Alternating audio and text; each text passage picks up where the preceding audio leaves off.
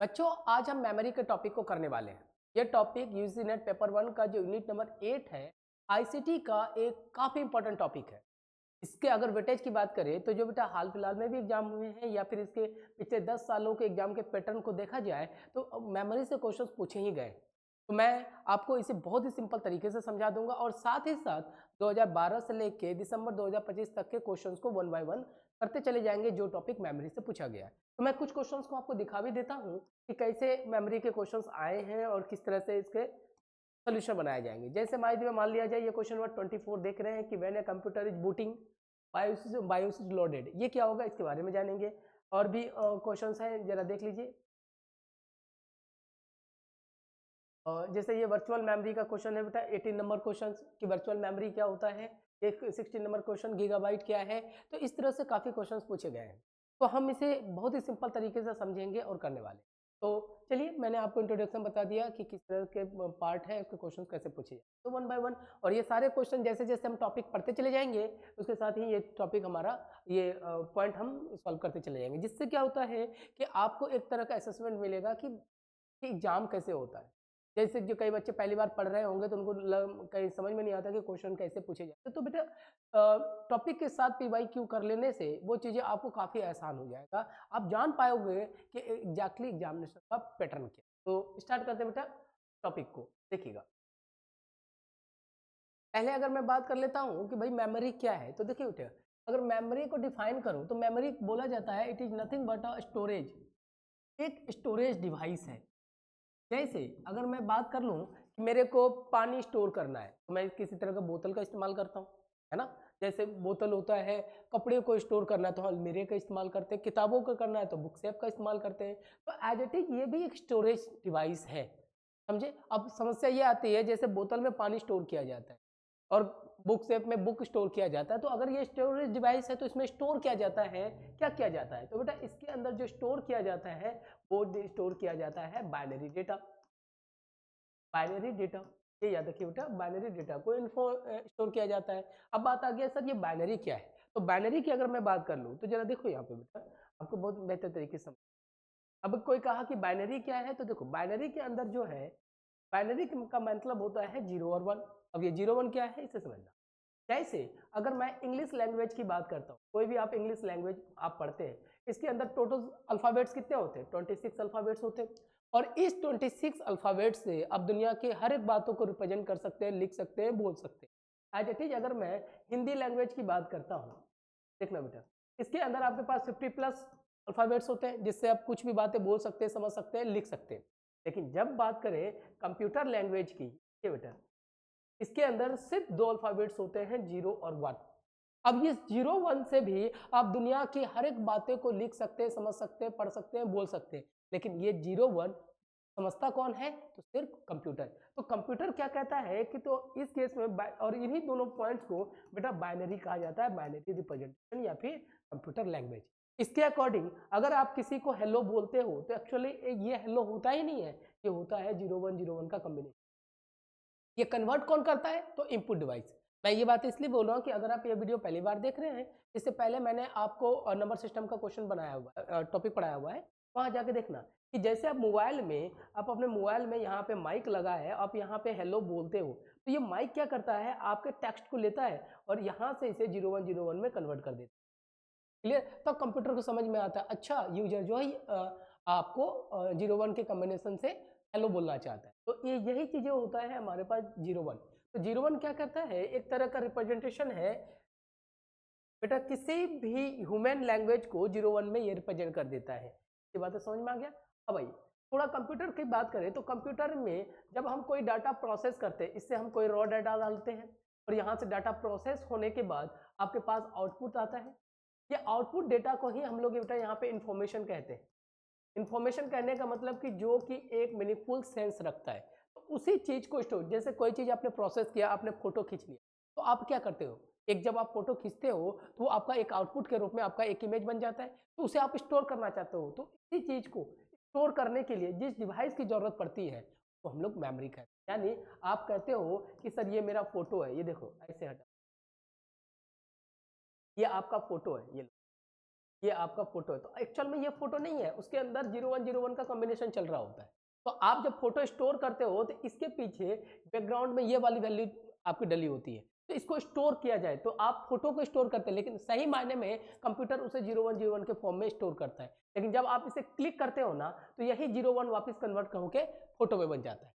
तो आप अपना फोटो को स्टोर करना चाहते हैं, सॉन्ग स्टोर करना चाहते हैं, कुछ भी स्टोर करना चाहते हैं, तो करेंगे कहाँ? यही तो है। जैसे पानी को स्टोर करने के लिए बोतल का इस्तेमाल करते हैं, डब्बे का इस्तेमाल करते हैं, तो ये भी तो एक तरह का डेटा है। इसको कहाँ स्टोर करें? इसको स्टोर किया जाता है हमारे पास मेमोरी में। क्लियर हुआ? तो यानी इसका जो पूरा का पूरा अगर मैं बात कर लूँ तो मेमोरी कुछ नहीं है, स्टोरेज डिवाइस है जो बाइनरी डेटा को स्टोर करता है। किस फॉर्म में? या देखना, जो कि इंफॉर्मेशन के फॉर्म में। इंफॉर्मेशन कहने का मतलब जिसका प्रोसेस हो चुका है और बन के तैयार हो गया है उसको। ऐसा स्टोर क्यों करते हैं? For future use. Future use के लिए कि आप फ्यूचर में कभी अपने डेटा को यूज करना चाहते हैं या फिर रीयूज करना चाहते हैं, तो आप डेटा को स्टोर करके रख लीजिए। तो इसको स्टोर करने के लिए जो डिवाइस हम इस्तेमाल करते हैं वही होगी खास मेमोरी। क्लियर? समझ में आ गया कि मेमोरी क्या होता है? आगे आइए, अब बात करें तो देखो बेटा, अब इस मेमोरी को सेकंड पॉइंट्स के रूप में जाने। अगर मैं इसके स्ट्रक्चर की बात करूं, देखिएगा,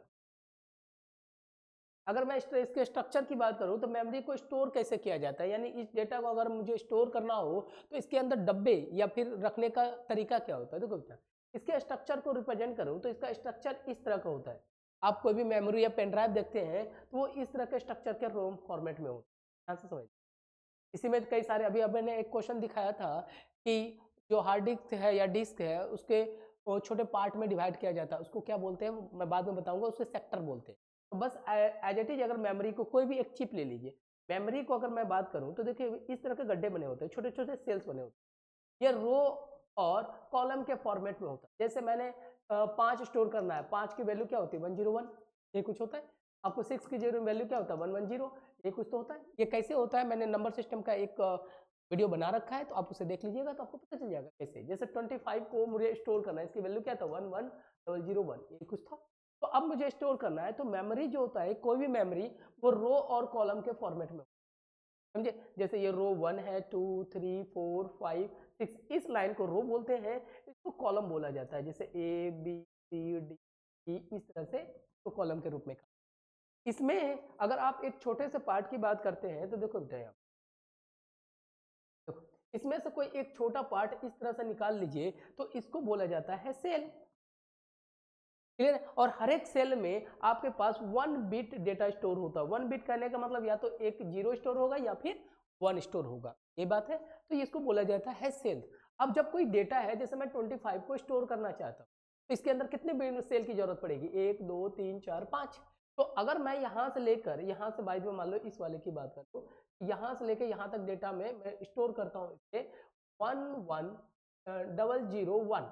तो यहाँ से यहाँ तक की चीज़ों को बोलते हैं बेटा, यहाँ पे ये 25 का इतने सेल की जरूरत पड़ी, तो इस पूरे कॉम्बिनेशन को बोलते हैं बेटा सेल एड्रेस।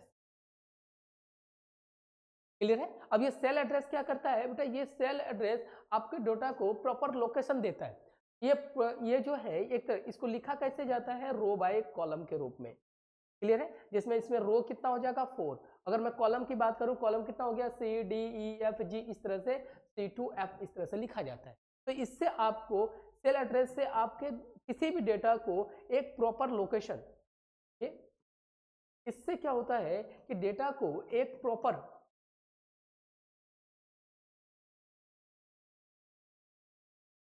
इससे आपको एक प्रॉपर या फिर सर्टेन लोकेशन, मान ये देखिए एक सर्टेन लोकेशन मिल जाता है। सर्टेन लोकेशन कहने का मतलब क्या है? जिससे डेटा को आप इजी वे में मतलब कि वापस से जब इसे जरूरत पड़े आप तुरंत इसे रिट्राइव कर सके, डेटा को ढूंढ सके। इसका फायदा ये होता है, जैसे मान लिया जाए आपके पहले जमाने में क्या होता था, ध्यान समझना। इस डाटा को स्टोर करने के लिए एक जैसे मान लो कि पहले एक पहला स्टोरेज डिवाइस जो बना था वो मैग्नेटिक टेप बना था। इस तरह का आपने एक कैसेट देखा था, देखिएगा, जैसे गाने भरे जाते थे पहले जमाने में हुआ करता था। इस तरह इसमें क्या होता है? रील्स होते थे, यहाँ से डेटा होता है। इसमें कोई सर्टेन लोकेशन नहीं होता था। इसमें क्या है कि जैसे इसमें 1 से लेकर 50 गाने डले गए हैं, तो इसको अगर छोटा स्ट्रिप में काट के निकाल दूं तो इस तरह का है। इसको मैग्नेटिक टेप के नाम से जाना जाता था। ये देखो यहाँ पे मैग्नेटिक टेप के नाम से जाना जाता है, अभी आगे आने वाला है। कि ये क्या होता था, इस टेप को एक छोटे छोटे सेल्स के रूप में डिवाइड किया जाता जो कि सिक्वेंशियल होता था। अब इसके अंदर गाने भरे होते थे इस तरह से 0 0, और इसी को बेटा 1 मतलब होता था यहाँ पे उभार, 0 मतलब होता गड्ढा। इसको जब पढ़ा जाता था इसके ऊपर एक रीड राइट हेड डाला जाता। इससे क्या था, इसकी सबसे बड़ी समस्या क्या थी कि डेटा को सिक्वेंशियली किया जाता था। अगर आप अभी 10 नंबर का गाना सुन रहे हैं और अचानक आपको रिक्वायरमेंट पड़ गई कि सर मेरे को 50वें नंबर का गाना सुनना है, तो आप डायरेक्टली नहीं सुन सकते। इसमें लोकेशन नहीं होता था, सिर्फ डेटा को सिक्वेंशियली फॉर्म में भर दिया जाता था। अब आप 10वें नंबर का गाना है, 50वें नंबर का गाना यहाँ है, या तो हम लोग क्या करते, बाहर निकाल के उंगली से घुमाते रहते, फिर टेप में डाल के चेक करते कि गाना आया नहीं। तो इससे क्या होता था, टाइम टेकिंग होता था, या फिर इसको रिवर्स करने चालू कर देते कि भाई वो गाना आ जाए तो मैं बजा लूँ। लेकिन अब बताइए, इस टेप के अंदर मैक्सिमम 50 गाने भी बहुत हो गए। लेकिन अगर आपके मोबाइल में 500 गाने हैं, होता भी है 500, मान लो गाने को छोड़ो, आपके 500 फोटो होंगे, वो एक्चुअल में होता ही है। अब मैं चाहता हूं कि इसमें से मैं चाहता हूं कि 372 नंबर का गाना बजाऊं, तो अब आपको सिक्वेंसली 1 2 3 का वेट तो करेंगे नहीं, तो हम क्या करते हैं, डायरेक्टली उस गाने पे जाके क्लिक करते हैं। जैसे ये 70 नंबर का गाना है, ये क्लिक करते हैं। इससे अब आज के डेट में, पहले सिक्वेंशियल एक्सेस होता था, लेकिन आज के डेट में मेमोरी को रो और सेल के रूप में बांट दिया गया।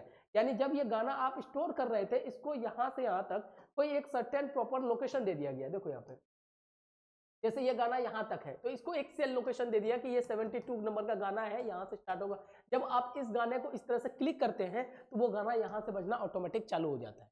इसीलिए इसको बोलते हैं हमारे पास रैंडम एक्सेस, या फिर जब मर्जी हो वो गाना आप स्टार्ट कर सकते हैं। या कोई फोटो देखना है, तो अभी आपके पास मान लो 500 फोटो है, आप 403 नंबर के फोटो देखना चाहते हो, तो सीधा क्लिक करो, क्योंकि रो और कॉलम से क्या होता है, उस डाटा को पर्टिकुलर सेल के रूप में बांट दिया जाता है। ये लो, पर्टिकुलर सेल के, जहां से हम इसे एक्सेस करना आसान हो जाता है। सिर्फ उंगली कीजिए तो वो डेटा वहीं से स्टार्ट है। अब अगर यकीन ना हो, कोई भी अगर गाना है ना, जैसे मान लीजिए गाना VLC है, तो इसका राइट बटन क्लिक करना, उसके नीचे देखना, आपको उस डाटा के साइज, लोकेशन, सारा चीज दे दिया जाता है। तो उसी को बोला जाता है हमारे पास मेमोरी। इतनी बातें क्लियर हो गया। देखो यहाँ पे पहले जमाने में दिक्कत था बेटा, उस समय डेटा को सिक्वेंसली करने में। अब कुछ सोचो कि मूड ना खराब हो जाए, मेरे को सुनना अभी 50वें नंबर का गाना है और वो बैठा 40 गाने दूर है, या नहीं यहाँ पे सारी कुर्सियां लगी है, मेरे को लास्ट वाले बच्चे से काम है, तो मैं सबसे पूछते जाऊंगा, भाई तो मुझे पता है कि तुम नहीं है, लेकिन फिर भी मैं हर कुर्सी के साथ पूछते चला जाऊंगा, तब लास्ट वाले बच्चे के पास जाऊंगा, अच्छा भाई तू है जिसे मुझे रिक्वायरमेंट है। लेकिन जब तक उसको पूछूंगा तो कई लोगों का दिमाग खराब हो जाता, भाई मेरे को नहीं सुनना, आप चल दे। क्यों, रीजन क्या था कि उस समय जो मेमोरी का स्ट्रक्चर होता था सिक्वेंशियल होता था, इस तरह का सेल के रूप में नहीं बांटा जाता। लेकिन आज के डेट में इसका इस्तेमाल है, जो कि सेल के रूप में हमारा होता है, और यहाँ पे प्रॉपर लोकेशन दे दिया जाता है। इसी को बोला जाता है सेल एड्रेस, जो आपके डेटा को रिप्रेजेंट करता है। ये बातें क्लियर हो गया। अब आइए नेक्स्ट बात करें, तो अब देखो बेटा, अब नेक्स्ट पॉइंट करें कि सर अगर मैं बात करूं कि इसमें से अगर मुझे सेल सेलेक्ट करना है, जैसे मान लिया जाए मेरे को 5 को स्टोर करना है, तो ये क्या होगा, 101 ऐसा ही होगा, इतना ही कुछ है। तो बेटा देखिएगा, अब यहाँ पे जब 5 को 3 सेल की जरूरत है, 101 ऐसे कुछ है, तो 5 को 3 सेल की जरूरत है 101 की, तो किसी भी सेल को, जैसे 5 को 3 सेल को है, 25 की बात करें तो 1001 है, इस तरह है। तो इस तरह से सेल के हिसाब से इसके साइज को डिस्ट्रीब्यूट किया गया कि आप मिनिमम कितने सेल से अपना डेटा बना सकते हैं। इतनी बात क्लियर हो गया कि कोई भी एक सेल है तो मिनिमम कितने सेल से आप कोई डेटा बना सकते हैं। तो उसी चीज को बोला जाता है कि जैसे कोई एक सॉन्ग है, मान लिया जाए कोई एक सॉन्ग है, वो कितना सेल्स लेकर अपना पूरा गाना बनाएगा। तो हो सकता है इसके अंदर 500 सेल की जरूरत पड़ जाए, ठीक है। इसी को आधार पर इसके साइज को रिप्रेजेंट किया गया कि मिनिमम कितना साइज हो सकता है, किसी डाटा को स्टोर करने के लिए कितने सेल की जरूरत है। जैसे मैं अपने कपड़े को स्टोर करना चाहता हूं, तो मुझे मिनिमम कितने सेल चाहिए, भाई कम से कम एक सेल तो चाहिए जिसमें मैं अपना पूरा कपड़ा रख सकूं। एक में कपड़ा रख लूं अपर, दूसरे में मैं पैंट रख लूं, और तीसरे में मैं जूते रख दूं। मिनिमम 3 सेल की तो जरूरत है। तो इस तरह से मैक्सिमम और मिनिमम आपसे पूछा जाता है। तो इस केस की बात कर लें तो यहाँ पे देखो, यहाँ पे अगर आगे बढ़े तो देखो यहाँ पे जो मिनिमम सेल्स होते हैं इस केस में, जैसे मैंने क्या कहा, इसके अंदर क्या होता है हमारे पास बिट स्टोर क्या किया जाता है। देखिएगा, स्टोर के रूप में जो आप स्टोर करते हैं वो 0 और 1 के रूप में ही से स्टोर करते हैं, 0 और 1, ये कुछ है। तो मिनिमम कितने सेल की जरूरत है, तो देखो बेटा, अब यहाँ पे इसी को बोला जाता है साइज ऑफ मेमोरी। जो हमारा नेक्स्ट टॉपिक है जो हम देखेंगे वो होगा साइज ऑफ मेमोरी। बेटा आप कोई फोटो आप देखेंगे तो कोई फोटो आप देखेंगे कि 3 MB का होता है, कोई फोटो देखेंगे 50 KB का होता है। तो ये होता है साइज कि 3 MB में कितने सेल्स की जरूरत हुई फोटो को, 50 KB में कितने डॉक्यूमेंट में, किसी कोई डॉक्यूमेंट अगर 50 KB का तो कितने सेल्स की जरूरत पड़ती है। तो उन्हीं चीजों को यहाँ बोला जाता है। तो देखो बेटा, मिनिमम जो है अगर मैं बात करूं तो साइज ऑफ मेमोरी को अगर आगे बढ़े हम,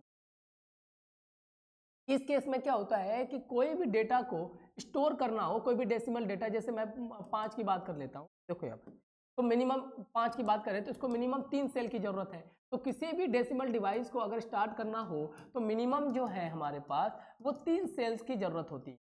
यानी कि अगर मैं आपको बताऊं जैसे 0 है, यहाँ 0 है, 1 है, 2 है, 3 है, 4 है, 5 है, 6, 7, 8, तो मिनिमम अगर 0 को भी स्टोर करना हो तो 0 को तो एक ही सेल चाहिए। लेकिन ये एक रूल होता है, जैसे मान लीजिए आपका रोल नंबर 31 है, लेकिन वहां पे 3 सेल आपके पास, जब आप एग्जाम देने जाते हैं तो रोल नंबर 31 है, आप 3 सेल का इस्तेमाल करते हैं, लेकिन एग्जामिनर कहता है आपको तीनों सेल फिल करना है, तो आप मिनिमम 31 और यहाँ 0 लगा देते हैं।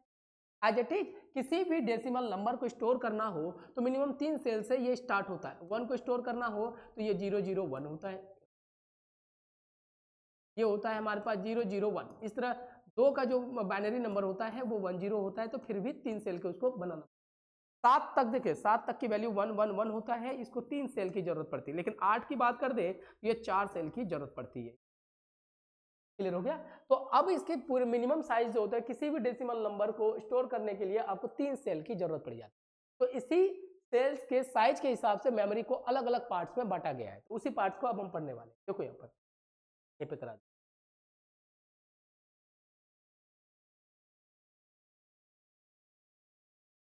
अब यहाँ पे बात कर रहे हैं तो जरा देखिएगा, जब हम मिनिमम 3 सेल का इस्तेमाल करते हैं तो इसे कोई स्पेशल नाम नहीं दिया जाता है। लेकिन जब आप 4 बिट का इस्तेमाल करते हैं, 4 बिट कहने का मतलब है 4 सेल का, इस तरह से ये लो 4 सेल जिसके अंदर हम डेटा जाते हैं, इसे बोला जाता है बेटा 1 निब्बल।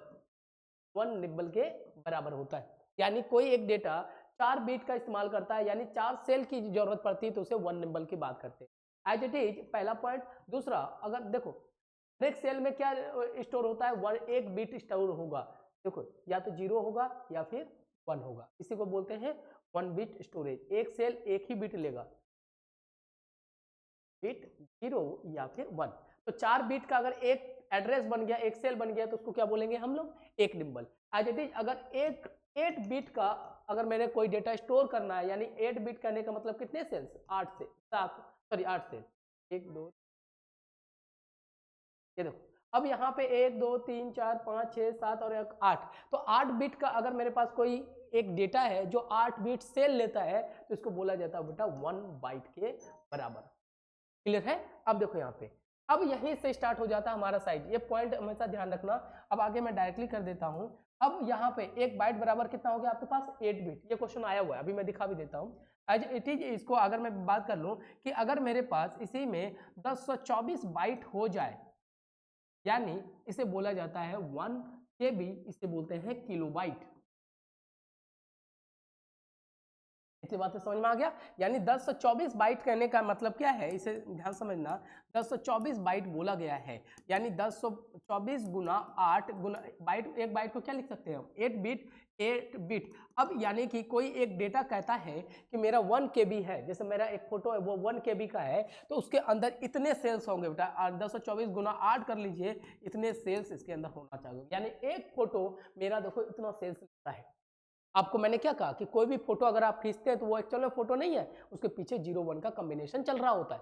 क्लियर है? और सबका अगर देखो बेटा, अगर ये मान लो कि ये मेरा फोटो है और ये इसका 0 1 का कॉम्बिनेशन ये है, और आपका कोई एक फोटो है, वो मान लीजिए जाए आप लड़की है, तो आपका ऐसा बस 0 1 एक एक बीट में चेंज हो जाएगा ना, तो फोटो बदल जाता है। तो कंप्यूटर उसको 0 1 के फॉर्मेट में ही स्टोर करता है।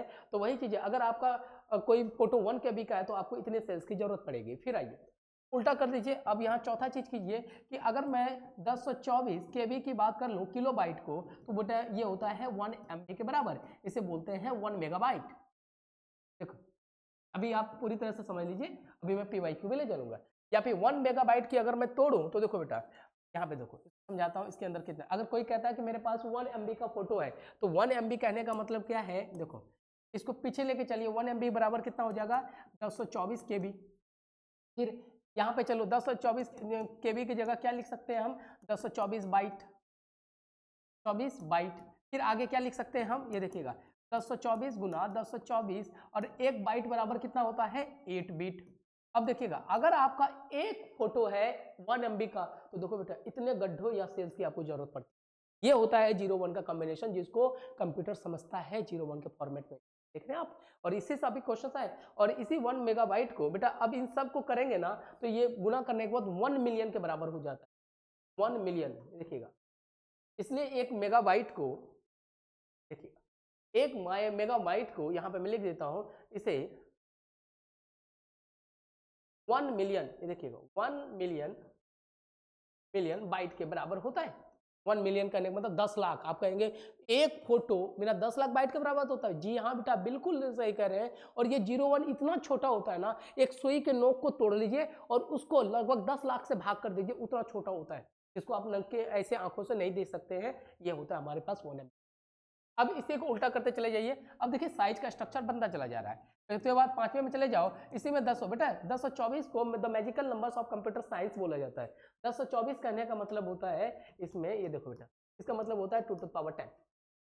क्लियर है? 1024 फिर MB के बराबर अगर मैं बात करूं, 1024 MB क्या होगा, तो बेटा इसे बोला जाता है 1, इसे बोलते हैं 1 गीगाबाइट। गीगा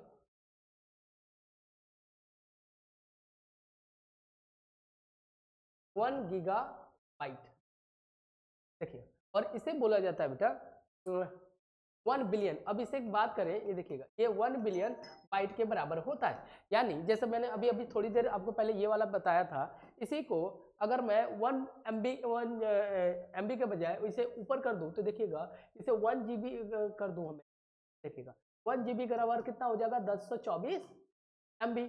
और 1024 MB बराबर तो इतना ही तो होता है। फिर इसको 1024 की जगह ये सारी वैल्यू लिख दीजिए, 1024 फिर 1024 गुना 1024 गुना 8 बिट। 8 बिट नहीं करना चाहते तो बाइट कर लीजिए। इन सब को अगर मल्टीप्लाई करेंगे तो 1 बिलियन के बराबर आएगा। तो इसलिए बोला जाता है कि 1 GB को 1 बिलियन बाइट के बराबर होता है। ये देख लीजिए। अब कहने का मतलब अगर आप कोई मूवी देखते हैं और कहते हैं कि ये मूवी 1 GB का है, तो बेटा उसके बाद 1 बिलियन जो सेल्स से वो 0-1 के कॉम्बिनेशन से वो मूवी बनी होती है। आप गाने भी सुनते हो ना, वो भी 0-1 का कॉम्बिनेशन होता है। और उसी चीज को कहते हैं 0-1 को इंसानी भाषा गाने में बदलने का जो काम करता है ना, उसी को आउटपुट डिवाइस कहते हैं।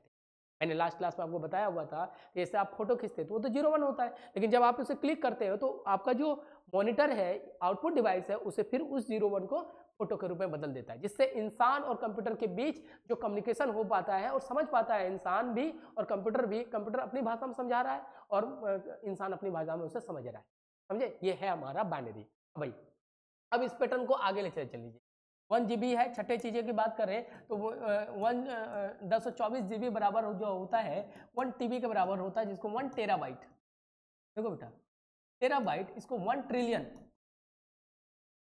वो 1 ट्रिलियन बाइट के बराबर होता है। एज इट इज चले जाइए, ये देखिए KB MB GB TB फिर होता है 1 टेराबाइट पर होता है KB MB TB पेटाबाइट। देखिएगा 1 petabyte PB KB MB GB TB PETA, हाँ देखो 1 पेटाबाइट के बराबर होता है। आपको इतने जानने की जरूरत नहीं है, बट यहां तक है 1 पेटाबाइट। अब ये ट्रिलियन से भी अबव होना चालू होता है। फिर आगे इसका मेरे खुद के हाथ के लिखे हुए नोट्स है, जिसमें इसमें मैंने पूरे सीक्वेंस को ढंग से बना रखा है। वही चीज आपको बस इतना जानने की जरूरत है कि 1024 KB MB GB TB PETA, फिर होता है हेक्सा, फिर होता है मैं ऐसे सीक्वेंस बताता हूँ, KB MB GB TB peta hexa zetta yotta ब्रूनोटो। ये यहाँ तक हमारे पास पूरा होता है, लेकिन आपके सिलेबस में इतना काफी है। हाँ, अगर आपको और भी चाहिए होगा तो इसी सीक्वेंस को फॉलो करें। पेटा के बाद फिर हेक्सा होता है, फिर योटा होता है, फिर जोटा होता है, फिर ब्रूनोटो होता है। 1024 इधर, फिर 1024 पेटाबाइट, इस तरह से कर लीजिए। इसे होता है 1 एक्साबाइट, समझे? फिर जोटा बाइट, फिर योटा बाइट, फिर ब्रूनोटो होता है। तो इस तरह से आपके साइज ऑफ मेमोरी के क्वेश्चंस को पूछा जाता है। तो बस आपको यहाँ पे ध्यान क्या लेकर रखना है, जो बातें मैं आपको समझा रहा हूँ वो देखो जरा, देखो इसमें क्या होता है कि किसी भी डेटा को अगर 8 बिट से रिप्रेजेंट करते हैं तो उसे 1 बिट कहते हैं। किसी भी मिनिमम एक डेसिमल नंबर को स्टोर करना है तो मिनिमम हमें 3 बिट सेल का जरूरत पड़ता है, लेकिन 3 बिट सेल को कोई स्पेशल नाम नहीं दिया जाता है। मिनिमम 4, जैसे आपको 3 सीट की जरूरत है तो आप ले लो, लेकिन उसका कोई स्पेशल नाम नहीं है। समझे। तो 4 बिट सेल का अगर इस्तेमाल कर लेते हैं तो उसे निब्बल का इस्तेमाल करते हैं। फिर होता है कि 8 बिट का अगर बना ले तो उसे बाइट कहते हैं। फिर इसी सीक्वेंस को फॉलो किया जाता है हमारा। अब आपको जो जानने वाली बात है ये वाला कि 1 MB को 1 मेगाबाइट कहते हैं, जो मिलियन होता है। देखो बेटा, M for million, T for trillion, जो बच गया जो गीगा है हमारे पास, देखिएगा गीगाबाइट उसको होता है 1 बिलियन के बराबर। और ये सीक्वेंस आपको याद रखना है।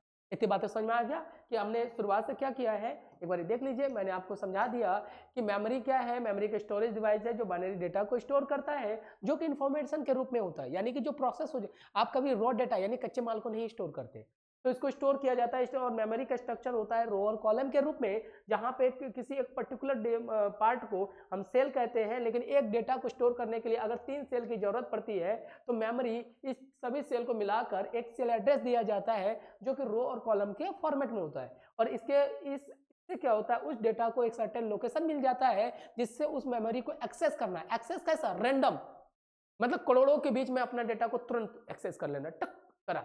हम फोटो मारते हैं टक, और कोई गाना सुनना हो टक कर देते हैं, तो ये हमारे पास होता है सर्टेन लोकेशन पे। इसी के अंदर अब मैं बात करूं, इस सेल के अंदर के स्टोर किया जाता है।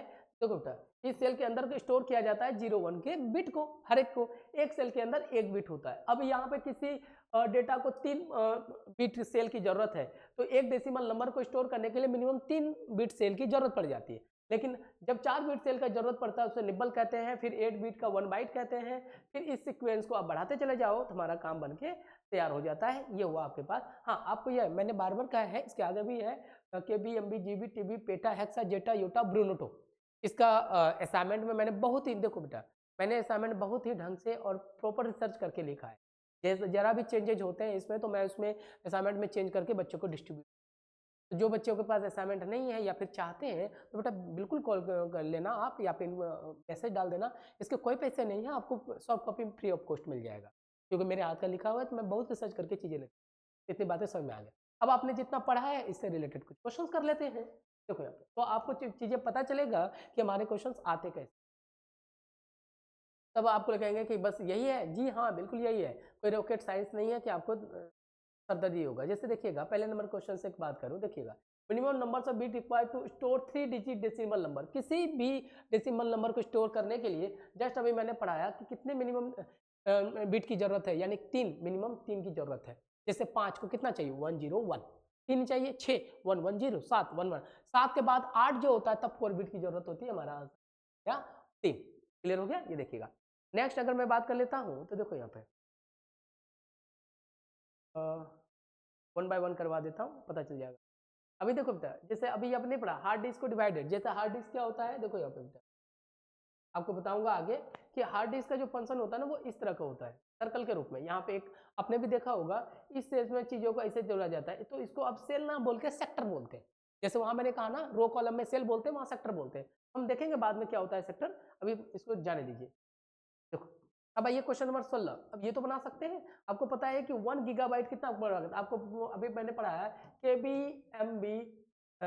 एमबी जीबी और टीबी के बराबर होता है। तो 1 गीगा, ये इसके ऊपर 24 से मल्टीप्लाई करते चले जाओ, तो 1 गीगाबाइट बराबर कितना हो जाएगा, 1024 मेगाबाइट के बराबर। केबी एमबी जीबी टीबी अभी तो पढ़ाया था। जो ऊपर जाएगा, जैसे ये इससे जाएगा तो एक बार 1024 से मल्टीप्लाई हो गया। देखो अब ये टीबी सीधा यहाँ पहुंचेगा तो कितने स्टेप में जाएगा, 1 2, जितना ऊपर जाएगा उसके हिसाब से मल्टीप्लाई कर। फिर नीचे चले जाओ। अभी ये वर्चुअल मेमोरी अभी मैंने नहीं पढ़ाया, अभी थोड़ी देर बाद पढ़ाऊंगा, अभी पता चल जाएगा। लेकिन जितना हमने किया है उसे हम देख लेते हैं। बायोस वाला भी अभी हमने नहीं पढ़ा है, पढ़ने वाले हैं अभी। मैं बार बार दिखा रहा हूँ कि देखो कितना आसान क्वेश्चन है। अगर ढंग से पढ़ लेंगे तो इससे बेहतर कुछ क्वेश्चन भी नहीं है। ठीक है, लो क्वेश्चन नंबर 39 देखो बेटा, बोला गया है which of the following billion. Billion किसको रिप्रेजेंट करता है, तो देखो यहाँ पे थोड़ी देर पहले मैंने आपको बताया था, M for mega, M for million, megabyte, T for trillion, terabyte. जो बच गया उसको क्या बोला था हमने,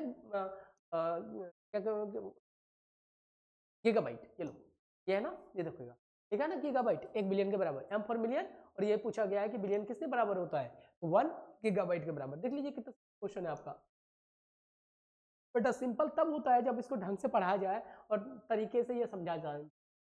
क्लियर है, तो देखिएगा 39 का क्वेश्चन हो गया हमारे। देखो आगे चले तो और भी है, कुछ क्वेश्चन करा देता हूँ, बाकी तो आप वन बाइट, देखिए ये देखो कितना प्यारा क्वेश्चन है, जस्ट मैंने बताया था ना, if a computer a byte is generally considered, 1 byte बराबर कितना था, आपको मैंने कहा था 8 सेल को 1 बाइट कहते थे, 8 2 3 4 5 7 और 1 8, 8 सेल को हमने क्या बोला था 1 बाइट के बराबर, और एक सेल के अंदर क्या होता था 1 बिट को स्टोर करते थे, तो टोटल कितने बिट स्टोर होगा 8 बिट, 1 बाइट बराबर जो होता है हमारे पास 8 बिट के बराबर होता है।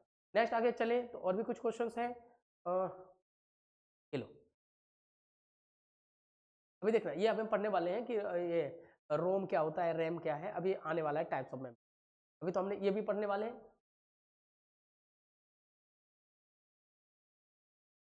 ये देख रहे सीपीयू वगैरह सब पढ़ेंगे। ये देखो एक क्वेश्चन और करवा देता लो, 62 को कैसे कर बोला, which of the following represent the 1 billion है, देखो एक ही क्वेश्चन को बार बार बोला है, बिलियन कितना होता है गीगाबाइट, इससे देखो एक चीज तो आपको ये भी समझ में आ गया है कि कंप्यूटर वगैरह के क्वेश्चन जो भी आपके यूसी नेट वगैरह पेपर होते हैं ना, रिपीटेशन होते हैं बेटा, आप चाहो तो बेटा पीपीएससी के कई भी क्वेश्चन आप देखेंगे कि पिछले सालों से रिपीटेड हुए, तो आप जहाँ भी पढ़ रहे हो, मैं नहीं कहता कि हमारे पास पढ़े, बट आप जहाँ भी पढ़े, बट एक सजेशन मेरा आप जरूर लेके जाए कि जो भी टॉपिक पढ़े आप उस इंस्टीट्यूट से जा रहे हैं तो उनको बोलो एट अ टाइम में जो टॉपिक आपने कराया उससे रिलेटेड क्वेश्चन मुझे को ढूंढ ढूंढ के छांट के कराए। अगर आप ऐसा नहीं करते तो बेटा देखना, सिर्फ नेट क्वालिफाई कर लेना या फिर पढ़ लेना मकसद नहीं है, आप एक अच्छे तरीके से जेआरएफ करें, जेआरएफ करने के लिए आपको थोड़ी सी चीज़ें तो नहीं करना पड़ेगा, साथ साथ इंस्टीट्यूट में जो टीचर्स वगैरह हैं उनको भी करना पड़ा है, यहाँ मैं अपने बच्चों के लिए करता हूँ, मैंने हर एक बच्चों के हर एक टीचर्स को हिदायत दे रखी है, जो भी टॉपिक कराते एट अ टाइम जो भी पॉइंट पढ़ा है उससे रिलेटेड 4 क्वेश्चन जो भी हो मिनिमम, टोटल ना भी करा सकते तो कुछ तो क्वेश्चन करा दीजिए, जिससे क्या होगा कि बच्चों को पता चलेगा हाँ भाई ये क्वेश्चन ही आते हैं, आपका कॉन्फिडेंस बिल्ट होगा और आपको लगेगा हाँ क्यों नहीं होगा, सबसे बड़ा जवाब सवाल तो यही कि क्यों नहीं होगा, जब हम पढ़ लें। अब क्लियर हो गया आपको, चलिए अब हमने अब और भी है बेटा, अब देख लेना मैंने 12 13 17 तक करा दिया, फिर आप धीरे धीरे करते चले जाएंगे, काम बनते चले। अब हम आगे बनते हैं टाइप्स ऑफ मेमोरी, यहाँ क्लियर हो गया, अब हेडिंग डालिएगा बेटा टाइप्स ऑफ मेमोरी, अच्छा ये बढ़िया, टाइप्स ऑफ मेमोरी क्लियर है। अब देखिएगा मेमोरी की अगर मैं बात कर लूँ तो जरा ध्यान से समझना, डायरेक्टली नहीं लिखना, मैं ऐसा नहीं लिख दूंगा ये रहा मेमोरी सेकेंडरी, पहले चीज़ों को समझो, मैंने बार बार कहा है कि रटने के बजाय उसे समझने की कोशिश कीजिए, रटने का काम है कुछ ही समय के लिए याद रखना, आपको लगता है कि क्या ही पढ़ा के गए, ठीक ना ना ना ऐसा नहीं करना, हर एक बातों को ध्यान समझना। टाइप्स ऑफ मेमोरी की बात करूँ तो जैसे हम अपनी बात कर लेते हैं रियल लाइफ में, देखो यहाँ पे आपके पास बहुत सारी किताबें होती है, मेरे बच्चों के पास बहुत सारी किताबें है ना, लेकिन जब क्लास चल रहा होता है तो आप उन्हीं किताबों या कॉपियों को लाने की कोशिश करते हैं जो क्लास में ड्यूरिंग द वर्क हमें ड्यूरिंग द स्टडी या फिर पढ़ते के समय हमें जरूरत पड़ती है, क्या और भी किताबें हैं और भी कॉपियाँ होंगी तो वो क्या लेके आते नहीं, उसे घर में हम स्टोर करके रखते हैं, जब जरूरत होगा हम लेके आ जाएंगे। ये कुछ है आपके पास बहुत सारे कपड़े हैं तो सारे कपड़े लेके यहाँ आते हो क्या, नहीं आप वही पहन के आते हो जो उस समय हमें जरूरत पड़ जाती है, बाकी रखा हुआ है जब जरूरत होगा। एज इट इज कंप्यूटर के बात करो तो देखो बेटा कंप्यूटर के मेमोरी को कैसे डिवाइड किया गया है, तो कंप्यूटर के अगर मैं बात कर लूँ तो कंप्यूटर का जो माइंड होता है उसको क्या बोलते हैं सीपीयू, ये कुछ है। अब क्या होता है इस केस में, जैसे हमारे पास कंप्यूटर का माइंड हमारे पास हो गया सीपीयू है,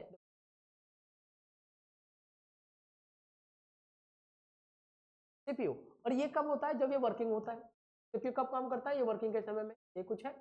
तो कुछ मेमोरी को जैसे मैं आपको अभी पढ़ा रहा हूँ तो आपको कुछ कॉपी नोट्स वगैरह की जरूरत होती है ना, तो कुछ मेमोरी को सीपीयू के साथ ही यानी जब क्लास चल रही होती है सीपीयू के साथ ही जोड़ दिया जाता है, तो ऐसे मेमोरी को जो इसको बोलते हैं माइंड ऑफ कंप्यूटर, आपको पता है सीपीयू को क्या बोलते हैं mind of computer, mind of computer, और इसको क्या था सेंट्रल प्रोसेसिंग यूनिट, सीपीयू को पढ़ा भी चुका हूं पहले भी। तो ये वो वाला मेमोरी होता है जो कि थोड़ा होता है, जैसे आपको आपके घर में 10, जैसे मैंने हर एक बच्चों को 10 यूनिट पढ़ने के लिए 10 असाइनमेंट मैंने बनवाए हुए हैं बच्चों को और कॉपियां बनवा रखी है, तो क्या सब लेके थोड़ी आते हैं क्लास का, कहीं से मान लो कि ये हमारा क्लासरूम है तो ये हमारा सीपीयू है, इसमें आप वही कॉपी लेके आओगे जो उस समय चल रहा होता है, तो वो भी तो एक तरह का स्टोरेज, कॉपी क्या करता है स्टोर ही तो करता है, तो उसी चीज को बोलते हैं जब ड्यूरिंग द पार्ट, अब जब इसे स्टोर करते हो, ध्यान समझे, जो कि जब आप काम कर रहे होते हो यानी सीपीयू जब वर्किंग होता है तो इसको भी तो मेमोरी चाहिए लिखने के लिए के, तो कुछ मेमोरी होता है जो सीपीयू के साथ अटैच होता है, तो ऐसे मेमोरी को बोला जाता है प्राइमरी, क्लियर है। और जब इससे डेटा बन के जाए, जैसे इन सब ने अपना अपना मेमोरी से कोई चीजें बना ली, समझे? तो ये जब डेटा बहुत ज़्यादा हो जाता है तो ये सीपीयू क्या करता है, ये सारे मेमोरी मिलके अपने ज़्यादा डेटा को अपने घर में स्टोर कर देता है। जैसे आपके पास बहुत सारी कॉपियाँ हैं, तो जो ज़रूरत है वो ले आए सीपीयू के अंदर, यानी क्लासरूम के अंदर। Classroom is nothing but the CPU, you have to use, ठीक है ना? तो कुछ अपने घर में बैठा है, तो ऐसे को बोलते हैं हम लोग सेकेंडरी मेमोरी, समझे? जो कि ये नॉट अटैच होता है, ये देखिएगा, not attach with CPU, clear है? अब ये सेकेंडरी देखिए होता है, सेकेंडरी मेमोरी ये सिर्फ स्टोर करता है, ये कुछ नहीं, ये लेकिन ये जो होता है पैसिव होता है। पैसिव करने का मतलब जैसे एक रूम है वहां ले जाकर उसके साथ आप काम नहीं करते। एक्टिव करने का मतलब जो मेरे हाथ में कॉपी पड़ा है उसके साथ मैं लिख रहा हूँ, ये भी कॉपी स्टोरेज है, यानी ये भी मेमोरी है, ये भी मेमोरी है। लेकिन घर में रखा वाला जो सेफ है, बुक सेफ, वो सिर्फ स्टोर करेगा, उसमें मैं उस समय लिखूंगा नहीं। लेकिन जब यहाँ से डेटा यहाँ आ जाएगा तो ये डेटा इस मेमोरी में आ जाएगा, तो ये एक्टिव हो जाता है। क्लियर हो गया? जो हमारा का, इसलिए मेमोरी हमारे दो पार्ट में जुड़ा होता है, एक होता है प्राइमरी मेमोरी और एक होता है सेकेंडरी मेमोरी। अब एक छोटा सा बायोलॉजिकल आपको एक कॉन्सेप्ट बताता हूँ इंसानी माइंड को लेकर। देखो बेटा, ये मान लो कि इंसान का कोई चेहरा है, तो खतरनाक तो नहीं चेहरा, ये आपका मान लो कि चेहरा है। अब अगर मैं इंसानी माइंड की बात करूं तो देखिएगा, कोई भी चीज अपनी मर्जी से नहीं बनाया। कहा जाता है लोगों ने प्लेन बनाए, पक्षियों को उड़ते देखा, पनडुब्बियां बनाई, मछलियों को तैरते देखा, तो वही है ना। तो इंसान के हिसाब से ही उन्होंने पूरा जो है कंप्यूटर के माइंड को बनाया। इंसानी माइंड की बात कर लो तो बेटा, इंसान के जो माइंड होता है ना, ये देखिएगा दो पार्ट में डिवाइड होता है। एक पार्ट वो होता है जो हमारे सर के सामने वाला होता है। मैं आपको ये बातें इसलिए समझा रहा हूँ कि आपको ये चीजें एकदम दिमाग में आ जाए। तो एक पार्ट जो सामने का होता है, इसको हम लोग प्राइमरी या फ्रंट मेमोरी कहते हैं, फ्रंट सामने होता है। और दूसरा जो है ये हमारा सेकेंडरी मेमोरी होता है। ये बहुत बड़ा, ये बहुत ह्यूज अमाउंट में होता है, इससे आपको कई सारे क्वेश्चन बनेगा। और ये बहुत छोटा होता है, छोटा होने के कारण इसके अंदर कम डेटा स्टोर होगा। इसलिए आप जब कभी 1.5 घंटा 2 घंटे पढ़ लेते, सर आप रुक जाओ, थोड़ा देर रुक जाओ। रीजन क्या है कि इसके अंदर डेटा, ये डेटा कब भरता है, याद रखना बेटा, यही मेमोरी आपके सीखने का काम करता है, समझना है? तो यहाँ पे डेटा जब हम पढ़ते रहते हैं, इसके अंदर डेटा धीरे धीरे फुल हो जाता है। और इन दोनों को जोड़ने के लिए बीच में एक दरवाजा होता है, समझे? यहाँ पे जैसे 2 घंटे तक पढ़ते हैं तो ये चीजें फुल हो जाती है, तो यहाँ का मेमोरी सोचना कम कर देता है। इसलिए ये प्राइमरी मेमोरी जो छोटा छोटा पार्ट देख रहे हैं, ये बहुत छोटा होता है। और ये बहुत बड़ा, ये तो इतना बड़ा होता है ना, तो वर्ल्ड के सारे डेटा को स्टोर कर सकता है ये।